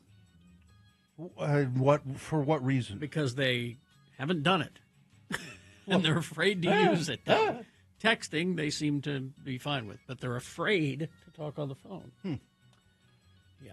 All right. So anyway, owner recap. Is there anybody there that's afraid to not afraid to talk on the phone? Not afraid to talk on the phone is Carly. Actually. Carly? Carly is not afraid. Hi, Carly. Hello. How are you? I'm good and unafraid to talk on the phone. Unafraid. That's how we like you. Good and unafraid. Carly, if you can tell me who the winner of the boner voting was today, you will win a prize, which is...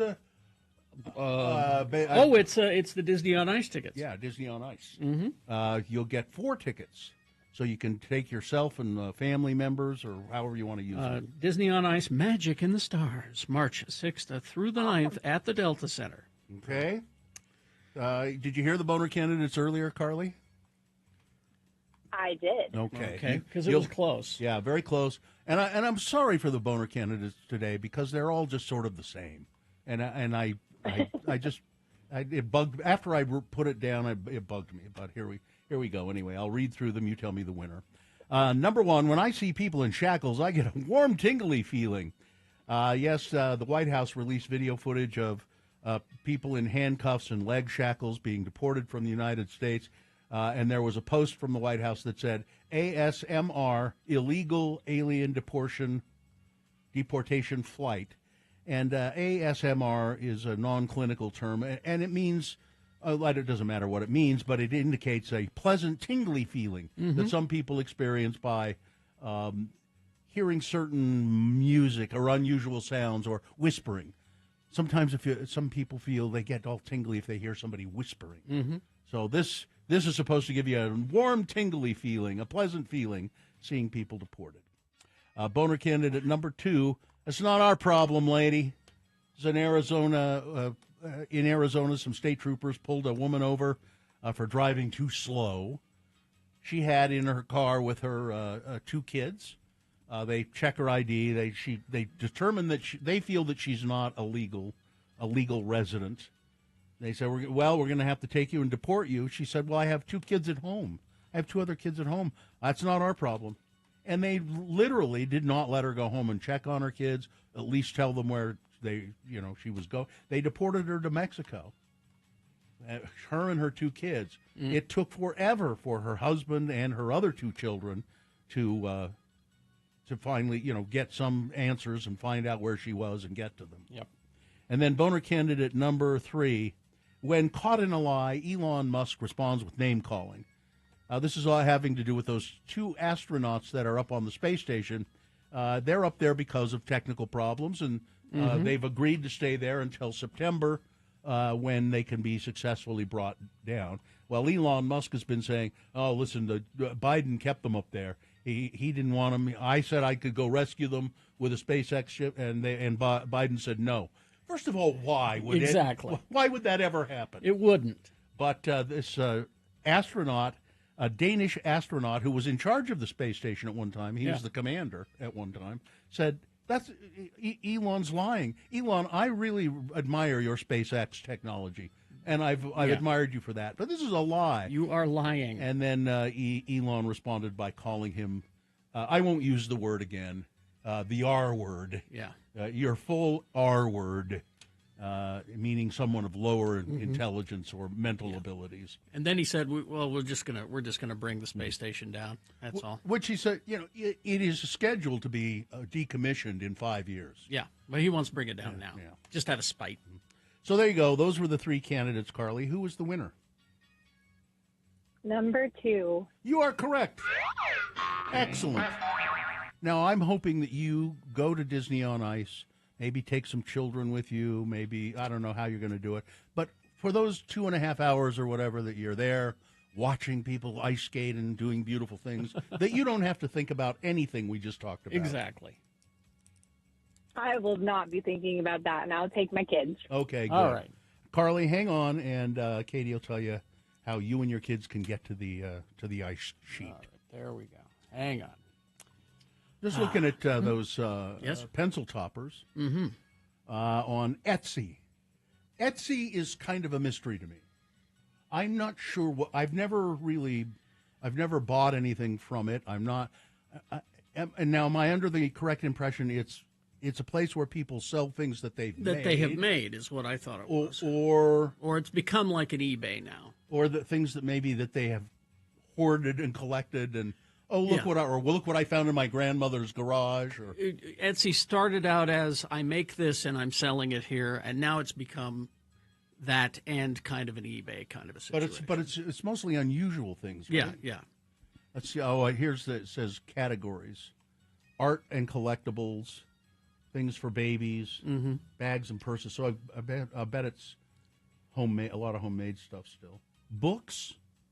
But the the cereal toys that I've been looking for, everywhere you go, whether it's Etsy or eBay or wherever, if you want a complete set of Freakies, these little plastic creatures that came in the Freaky cereal, there's 7 of them. If you want a complete set, it's like $100. That's because people like me want them. Now, a lot of these things, I wonder, I think people buy stuff and then they kind of hold on to it thinking that it will be collectible. Yeah. Is that what they've done with those? Yeah. That's exactly what's happened. Is that, I collected these when I was a kid. I just kept them, and now I'm selling them. And people are buying them for $100. I mean, I just rebought a Freakies T-shirt recently. You did? Yeah. You don't wear T-shirts One that anymore. I had. I sleep in them. One that I had when I was a kid. But I rebought it anyway for like $30. Well, if it makes you happy, it sure. does. It does. Sure, why not? Count Chocula and Fruit Brute one. Got them all. All right. We will take a break. We'll be back after these messages with your big boy news and opinioendo. So get ready for that. Stand by. X96 plays over.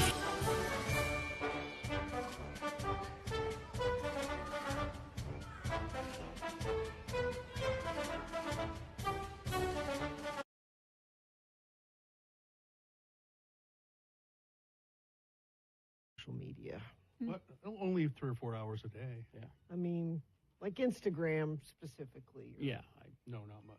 I should be trying harder to embrace Instagram. Well, I don't but know. Things like this will send you away. Oh, it will? Okay. Because there's a couple of new trends. All right. One of them is called Vanilla Girl. Oh, don't I know it? Vanilla Girl. What is... Vanilla Girl only dresses in white, beige, or very light brown. She probably wears a loose, comfy knit sweater over leggings with the short Uggs. This can be any girl, right? Yeah. Well, no, this is kind of a specific girl. Hair slicked back, light makeup, but she's pretty, and she's blonde, and she's skinny. Well, if she's pretty, she must be blonde. Yeah. I mean, isn't that just goes together? And she's white. Yeah, of course. And she's and her entire feed is her dressed in this Vanilla Girl aesthetic. And what's like the she point? looks like she smells like sugar cookies. Like it's the point is it's this look you're going for, but it's a boring look. Yeah. And this leaks over into sad beige baby. Wait a minute. Baby. I'm looking at some Vanilla Girls here. I don't think it looks too sad. No, I mean... I mean, hey. No, but sad... So it's fine if you want to be a Vanilla Girl when you're older. But we need to stop the sad beige baby. Here's what's happening. People are buying babies, beige and cream-colored clothes. Okay. They're decorating their nurseries in beige. Well, I thought you meant they were buying the actual babies. They're buying toys. It's the natural wooden toy thing. Yeah. There's no color in their life, and there's a bunch of Instagram accounts like called Sad Beige Baby and Gina, I'm under the impression that colors just confuse children. Kids need color in their life. It just confuses them. They need 2 colors, black and white. That's it. They need colors. They need that stimulation. Beige is not beige is calming. Well, beige it says here the Vanilla Girl is the hottest thing around, Gina. Yeah. That's like I'm saying. That's fine if you want to be a grown-up Vanilla Girl, but don't be a sad beige baby. More practicality. Back to beige babies. I mean, babies are just going to make messes. And if you got the white or the beige clothing on them, it's just going to show up better and stain longer. Yeah. So, give them. Is that why you give your kids colored clothing? With crap on the shirt, so you can get away with just wiping them down. My mother gave me color clothing because it was coordinated. I knew what to put on. You put the red shirt with the red it's pants. like the Garanimals, But no, kids need color. I know it looks good for your Instagram feed because everything looks that's what's important. serene and perfect. Yeah, but babies are not. This is not You sent me down a bad place with this. because they're a bunch of pretty people. No, so I go from on this website they're showing a bunch of vanilla girls, Mhm. and then I look underneath it and there's something called cottage core, which is you do everything in your picture that look like a enchanted cottage, and then there's fairy core. Yeah. Sure. There's Salted core liquid. for everything. You can make that up. There you go. Nib nubs. All right. Let's get to some big boy news and opinioendo now. Brought to you by Big O Tires. Make your life ride smoother with a healthy car special from Big O Tires. Only $45. Big O Tires, the team you trust. Chris Wright is Secretary of the Department of Energy and has admitted to mistakes after layoffs impacted employees of the National Nuclear Security Administration. Speaking with Scripps News, Mr. Wright said, quote, I probably moved a little too quickly there, and we made some mistakes on layoffs in SA. Yeah, you think? Now, we reversed them immediately, less than 24 hours. The security of our country, our nuclear deterrence, our nuclear weapons is critical, and we take that message. We don't take that lightly. The NNSA core mission is to ensure that the United States maintains a safe, secure, and reliable nuclear stockpile. That's according to its website. NBC News reports that after the layoffs occurred, agency staff attempted to rehire some of the employees almost immediately, but had trouble reaching them. Exactly. It's unclear how many of the laid-off employees returned to work. The layoffs were part of Trump's plan to shrink the federal government. The administration has targeted probationary employees, often newly hired individuals, likely because it has more legal authority to terminate workers. Now, Mr. Wright claims that the Department of Energy grew by 20% under the Biden administration, and I'm working to right-size it, but I don't know, might have laid off a few people a little too quickly. These are important jobs, and just because you don't know what they are doesn't mean they should go. Claudia Tenney's bill, combining Flag Day with Trump's birthday, could face steep odds of success in Congress. The Republican Congresswoman has proposed making Trump's birthday a public holiday in an effort probably doomed to failure in Congress, but obviously intended to curry favor with the president. Claudia Tenney, a representative from New York's Finger Lakes region, introduced legislation aiming to combine the U.S. annual commemoration of Flag Day with the new observation of Trump's birthday, June 14, arguing the president is the most consequential in modern history. Is he? His impact on, I think. I guess. No, I think that's true. In a bad way, His though. impact on the nation is undeniable, Tenney said. In a bad And way. She's absolutely right. She suggested that Trump's birthday deserved the same treatment as that of George Washington. No. Which is observed annually as a federal holiday on the third Monday of February.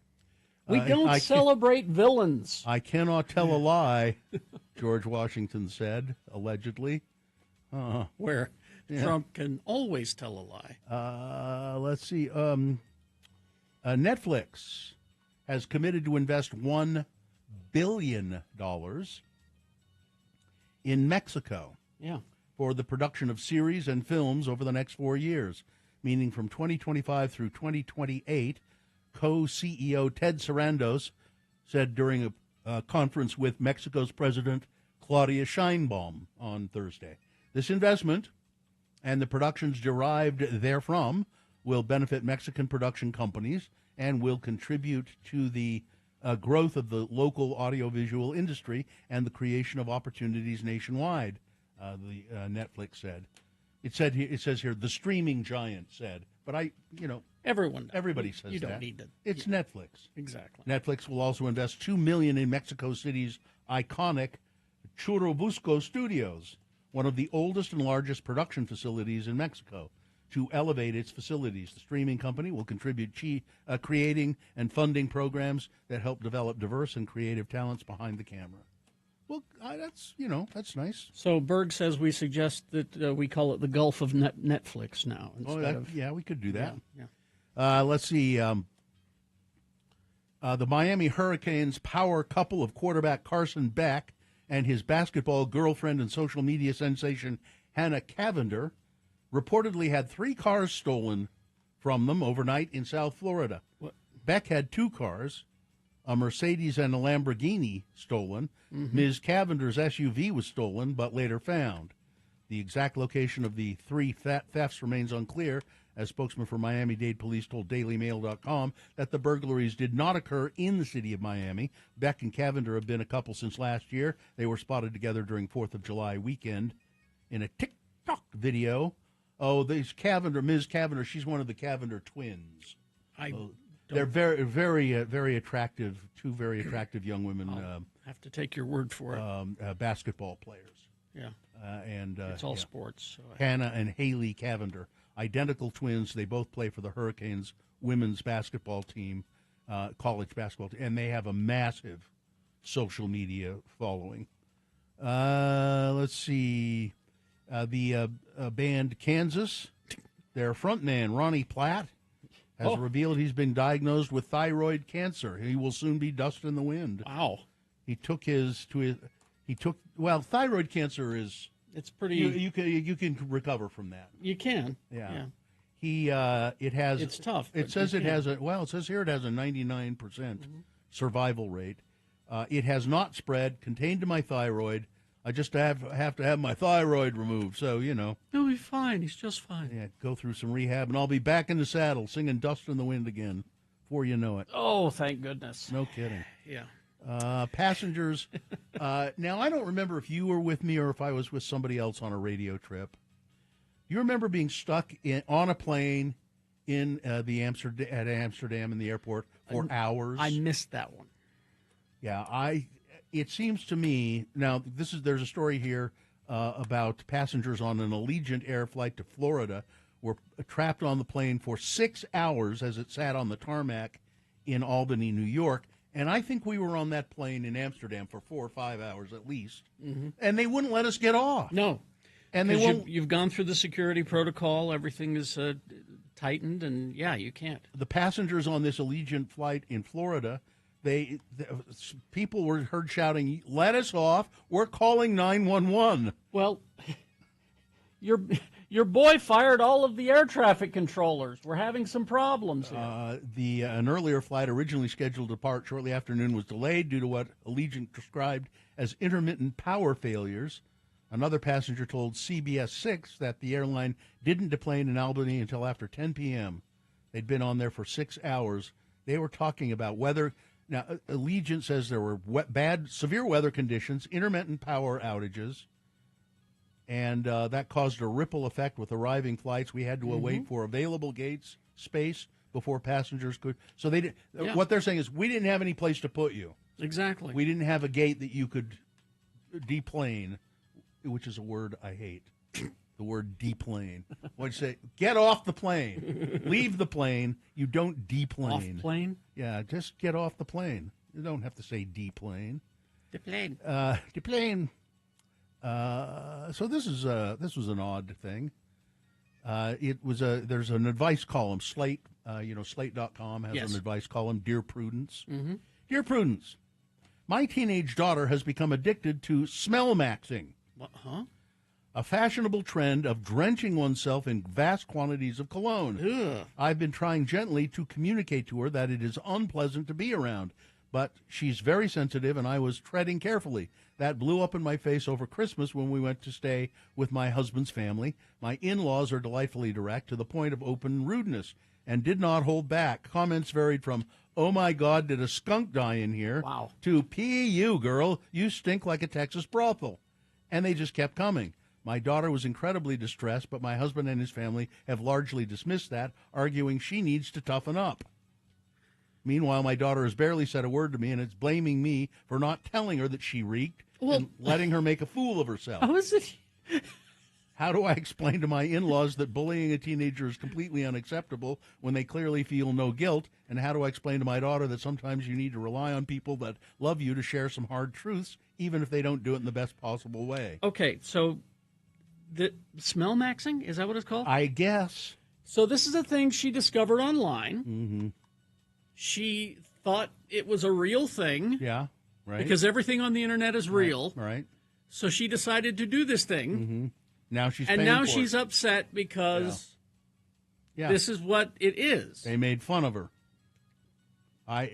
You're saying what Prudence says. Yeah. The response is, Yeah. Don't say I understand you're upset about this. Look, and I get it, but it's called smell maxing. Mm-hmm. What do you think's going to happen? I just can't imagine why I anybody would do it. Exactly. These so-called trends that are on TikTok, a lot of them are just jokes. Yeah. People playing jokes on you. It seems like it. I think somebody Yeah. was trying to have her on. Let's see. Anything else here? A woman has been banned from an assistive artificial intelligence app. 11 Labs is a company that provides text-to-voice services that essentially you can kind of clone your own voice using generative AI. I hate that. As potentially positive use of this kind of technology, offering an assistive aid for people who've lost the ability to speak, for instance. However, the company's terms of service apparently limit the type of language that you can use. There's a woman named Joyce Escher, and she said she was trying to use it, and she was talking to her husband, and she said he was running late. She said, "Come on, honey, get your arse in gear. I'd better get my knickers on too." And she got a warning from the company saying, if you ever use the word arse again, we will ban you from using our technology. But it's supposed to mimic human speech. Yeah. And humans speak this way. Yeah. Oh, she thought it was an automated flag and a mistake, so she tried to use the clone again. Yeah. And use the same word. And this time a human came on and said, you cannot use the word arse. That, again, more things to hate from the internet. That's right. All right, that's it. All right. Weather? I don't know. It's I haven't paid any attention, so I don't know. You know, here, I can look right here. I can give you one in a sec. It's going to be mostly sunny. It says here. Yeah, it says 31 degrees right now. Gray skies, cloudy weather expected this weekend. So but today's sort of sunny. Yeah. It's going to be 50 on Sunday. But gray? But gray, like this. I mean, this is the most sun I think you're going to get this weekend, probably, if I'm reading this correct. I don't know. Yeah, Gina's the weather expert. She's the weather person. She's an expert. All right. Aren't you, Gina? Yeah. Be back she's after. Not talking to me. No, she's not. Be back after these. Listen to Radio from Hell and Home when you first wake up. Just tell your smart speaker to play X96.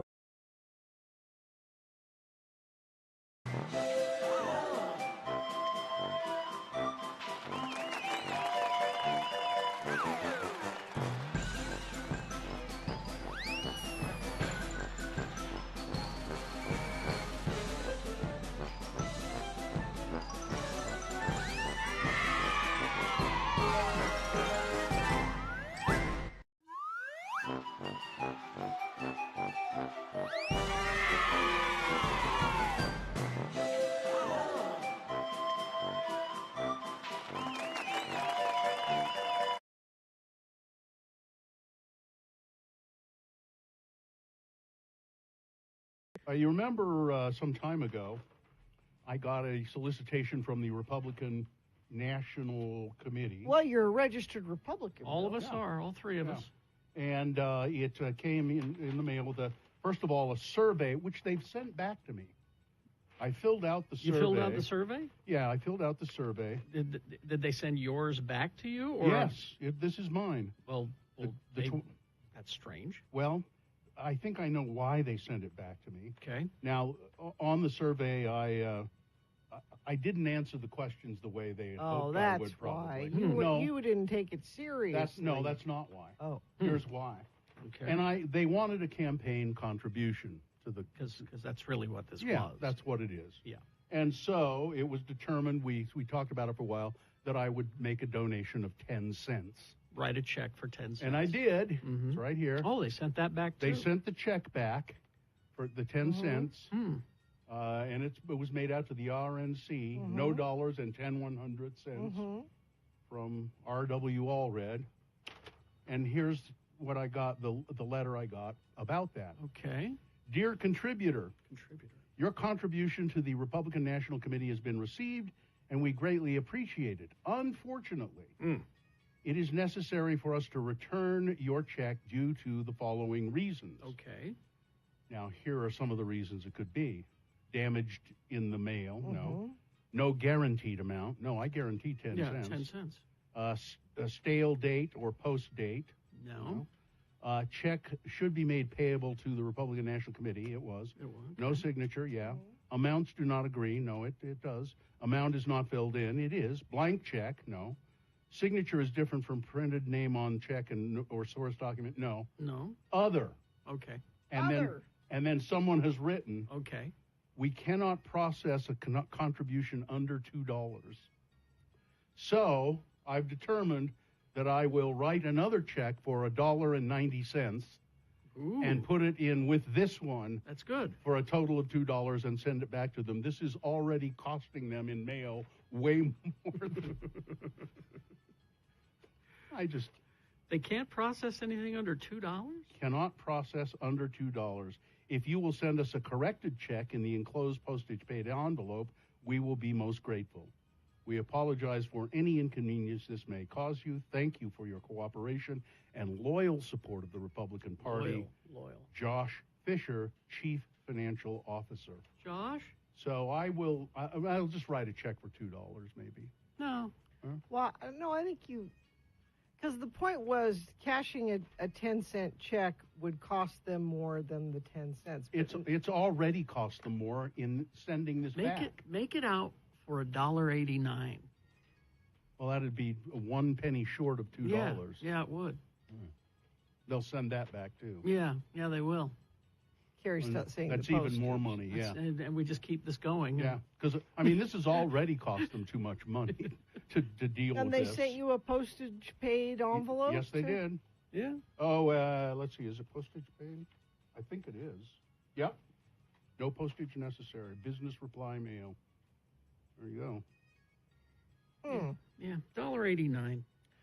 Now, someone has asked, can you explain the importance of registering as a Republican in Utah, even if I will never vote that way? The reason you need to register as a Republican, this is more of an issue for primaries.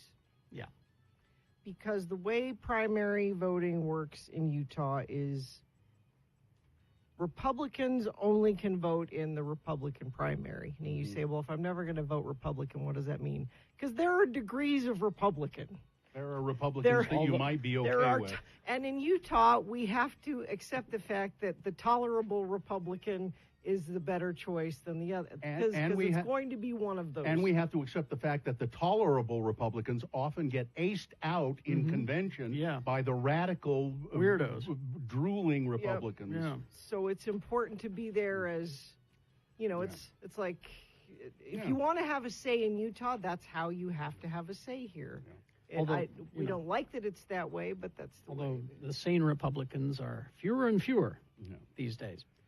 There's still always a choice between, and there's always one that's worse. This business reply envelope, to go back to this for a second, this is interesting. It is no postage necessary if mailed in the United States. However, it says, and there's an arrow, by using your own first-class stamp to return this envelope, you will be helping save much-needed funds. Thank you. $1.89. Yeah. So if I put a stamp on this, that means that helps them. They save the postage. Yeah, you don't want. No, I'm not going to. No, I'm not. No. No. Do I have stupid written on my forehead? Yes. Actually, you need to. Is it still there? It's still there. Shoot. You fell asleep yesterday. Man. That's what happened. Damn it. And then last week it was penis. Those kids of yours. I don't get it. Keep this going, Bill. You're not just wasting their money, but wasting their time. And it sounds like they're ungrateful. Well, I don't know. They were pretty straightforward. I think they're ungrateful. Throat envy is a big thing. It's not. Oh, come on. You didn't go to the Deseret Gym as much as I did back in the day. Was that a thing at the Deseret Gym? You just saw a lot of them, and a lot of older men. And when your older gravity has worked on it, And that made you envious? No, it didn't really. I was going to say, it just made me incredulous. Yeah. I thought, man, I can't believe that. Why is that? He's going to trip over that. Why are you naked with your foot up on that bench? Yeah. Why are you doing that? Now, the old Deseret Gym, I enjoyed going there, but it was an odd place sometimes. Could be. It was very odd. Just real quick here. I've been asked by City Weekly. Yes. To write the intro for a list of things that specifically for tourists. So They're putting together a list of here are some things, if you're a tourist, here are some things that you should do when you're in Salt Lake City. It'll be the typical things like Gilgal Gardens. And that's what I was going to put that. But they said we'd like you to do a couple of they paragraphs. want you to suggest some places? Yeah, a couple of paragraphs of things that are not your normal stuff. Because, I mean, come on. If you're a tourist here, the first thing you're going to do is, I guess we ought to go see Space Jesus at Temple Square or whatever it is. The usual stuff. So I've been making a list of stuff. Okay. And I was wondering if you had anything that I like think I should put on, like Gilgal's on there. Okay, what else is on there? Let's see. My wife and this was my wife's suggestion because of you inviting what's his name from New York. Mm-hmm. And then suddenly it was like, no, you can't stay at my house. Yeah. My wife was going to have none of it. And so Sue took him around. Yeah. And Sue took him to Memory Grove. Sure. And he thought that was quite beautiful. That's nice, yeah. So there's that. I asked my Geek Show friends, and Tony said, I think our greatest contribution to world cuisine is pastrami burger. Well, I don't know about that, but a Crown Burger experience might not be a bad idea. So there was that. Salt Lake. Somebody said if they're not from Southern California, get them to Red Iguana for the mole. Yeah. Because if you're in Southern California, you're getting good, authentic Mexican food. There's a food truck that I'm digging right now called Grumpy Dough. How do you find it, though? It's right next to Ruby Snap Cookies. They park there. Oh, I've seen that, yeah. It's really good. I haven't caught the name, but I've seen a truck parked there. Rebecca suggested the Capitol Antique Mall for some funky vintage stuff. Is that the one that's the big old mansion there on the so. First South and 30 East or something like that? So. And then I was thinking, well, I had a great time with the Whiskey and History Tour with Jimmy Santangelo. Mm-hmm. So I was like, okay, there we go. Yeah, I'm trying to think of instead of going. I mean, they probably want to see Temple Square. Well, of course, but you can't now. It's got too much construction around it. Mm-hmm. How about Brigham Young's grave? Nobody goes. I don't think anybody goes there. And it's. You know where it is? It's that way. It's just up above, just on the very beginning of the avenues, like First Avenue and A Street. I remember seeing it and going, "Yeah, that's a grave, all right." But I thought it was odd that it's so unassuming. You know what I mean? There's just, and then I think a bunch of his wives are buried there too. I've only been there once, but it was just, and it's like.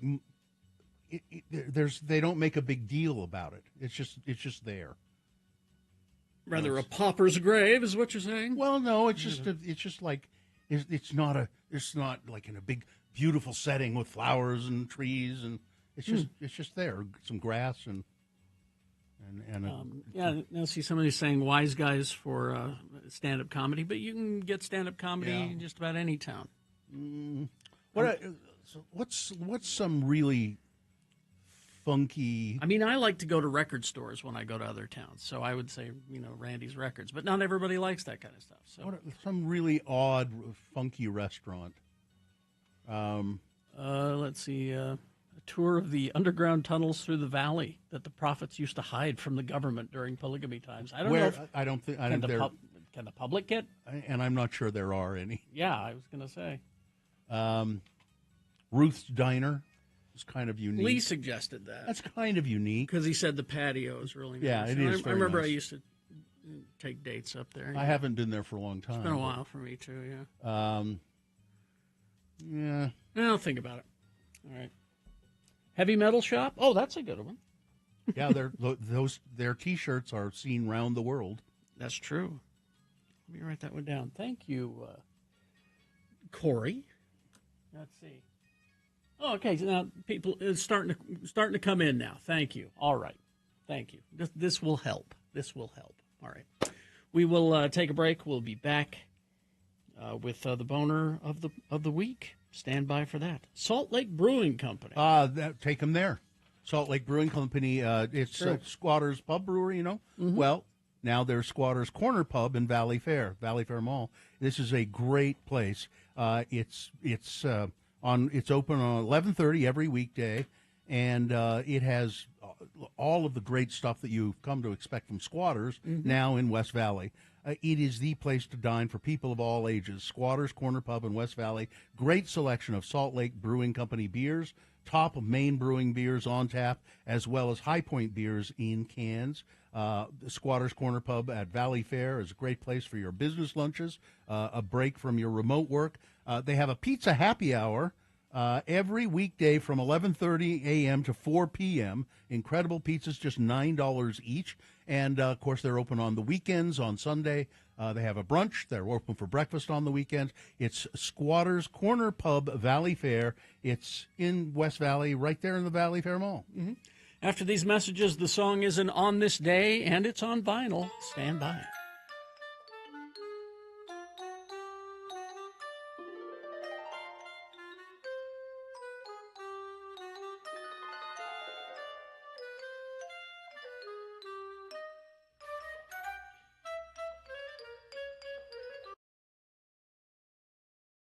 You know, we have a minute here, Carrie. If you want to, I can do one of those things that I do. One of what things that you do? The morsel of I'm murder. still stuck on what you had for supper last night. That sounds great. My husband made it. I know. It sounds good, and I'm just like, it's so not Gina.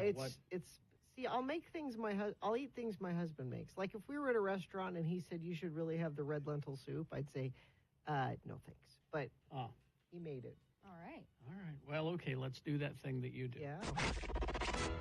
And now, A Morsel of Murder with Gina Barberi. Radio from Hell on X96. There have been some developments. Yes. In the Idaho murders. There's been a whole Dateline about it now, which I watched. But they should wait till they have more, I think. But I'm sure they'll do other Datelines about it. But well, feel free to weigh in on A Morsel of Murder then, Carrie. I will. But, search warrant for Brian Koberger's residence was released yesterday, so we know a little bit more about what they were looking for. They found a glove. Okay. They found hair strands. One of the things they were looking for is not just human hair, but pet hair. Pet hair. Because they had a dog. The 4 college kids had a dog, and because he supposedly was in the house, odds are he could have picked up dog hair somewhere along the. So it's just another way of proving that They didn't really talk about the dog on the Dateline. Okay. One possible animal hair strand, 8 possible human hair strands. They took his computer. They took a pillow. They said one of the things they are going to be looking for on his computer. Yes. He followed all 3 of those girls. Really? On Instagram. Murder. And DM'd one of them. They're not saying which one. Multiple times. She never answered. So it's not that he knew them. It's just he observed them. Yes. Followed them. Yes. So, people can message you and you don't. Yeah. You can have your Instagram set up where I only let people that I follow message me. Yes. That's how I have mine Which is set up the right way now. It should be. Yeah. After mine got hacked, that's what I did. Yeah. So she whichever one of these girls it was, she may not have ever even read his messages because they will go to some other file that don't show up in your messages. He doesn't know that, but you can set your Instagram up that way. But multiple messages. And apparently the messages were innocuous, like, hi, What up? What you doing? You up? But this is totally leading to my thing that I've been saying from the beginning, that he's some crazy incel. Probably. Do people know what an incel is? Maybe explain it so Incel stands for involuntarily celibate. Yeah. Which I say is a false term because you don't need to be celibate. If you just weren't an a-hole, Yeah. you might meet a girl and get laid. These are, and because they've interviewed people, and I don't know if this was in the Dateline, people he knew childhood, growing up. No, they didn't talk to people that he knew. This was all about what the police were doing and why they were quiet, and the things that they found and leading up to it. It wasn't. Yeah. Apparently, this house that these people lived in was a well-known party house. It was always hopping, always people there. And yeah, it was 3 girls and a guy, all 3 very pretty girls and a good-looking guy, and they couldn't figure out the connection. But it was his sloppiness, apparently. He left the sheath that the knife comes in. He left the sheath at the scene. Yeah. Accidentally. Or Carrie Jackson. Oh, wait, Sue reminds me, they interviewed girls he went to school with, and he was a weirdo that always stared at them. Yeah. Okay, all right. I've been saying incel from the beginning. Yep. But he's also, the interesting wrinkle here is that he's been studying criminology and doing research studies on it, and there are some people people are saying, and I am hearing, that he may have left that sheath on purpose with his DNA on it. Really? To see if he could get caught, to see how smart the police were, if they could figure out who he was. Now, maybe they're reading too much into it. That sounds an awful lot. It seems to me like it was just because he was in and out of that house, according to the way the police broke it down. But he's somebody who has studied in school and in his private time crimes. Well, that's how true. They're committed. Like, if anybody's going to be super careful about, I'm not going to leave, any evidence behind, and I'm going to make sure. I mean, that's true, but in the heat of the moment, when you're killing 4 people, you might, in your quest to get out of there, you may slip up and leave that. I don't think he did it on purpose, because he don't seem that smart to me. We keep talking like this guy's a criminal mastermind, but I don't know. It seems to me he's smart, yes, but not as smart as we're giving him. We're letting him be smarter than he is. Because that movie Murder by Numbers was kind of about that. They were these kids that wanted that studied murder so much they thought we can murder somebody and get away with it. And I don't know. We're learning more of those. So there you go, morsel of murder.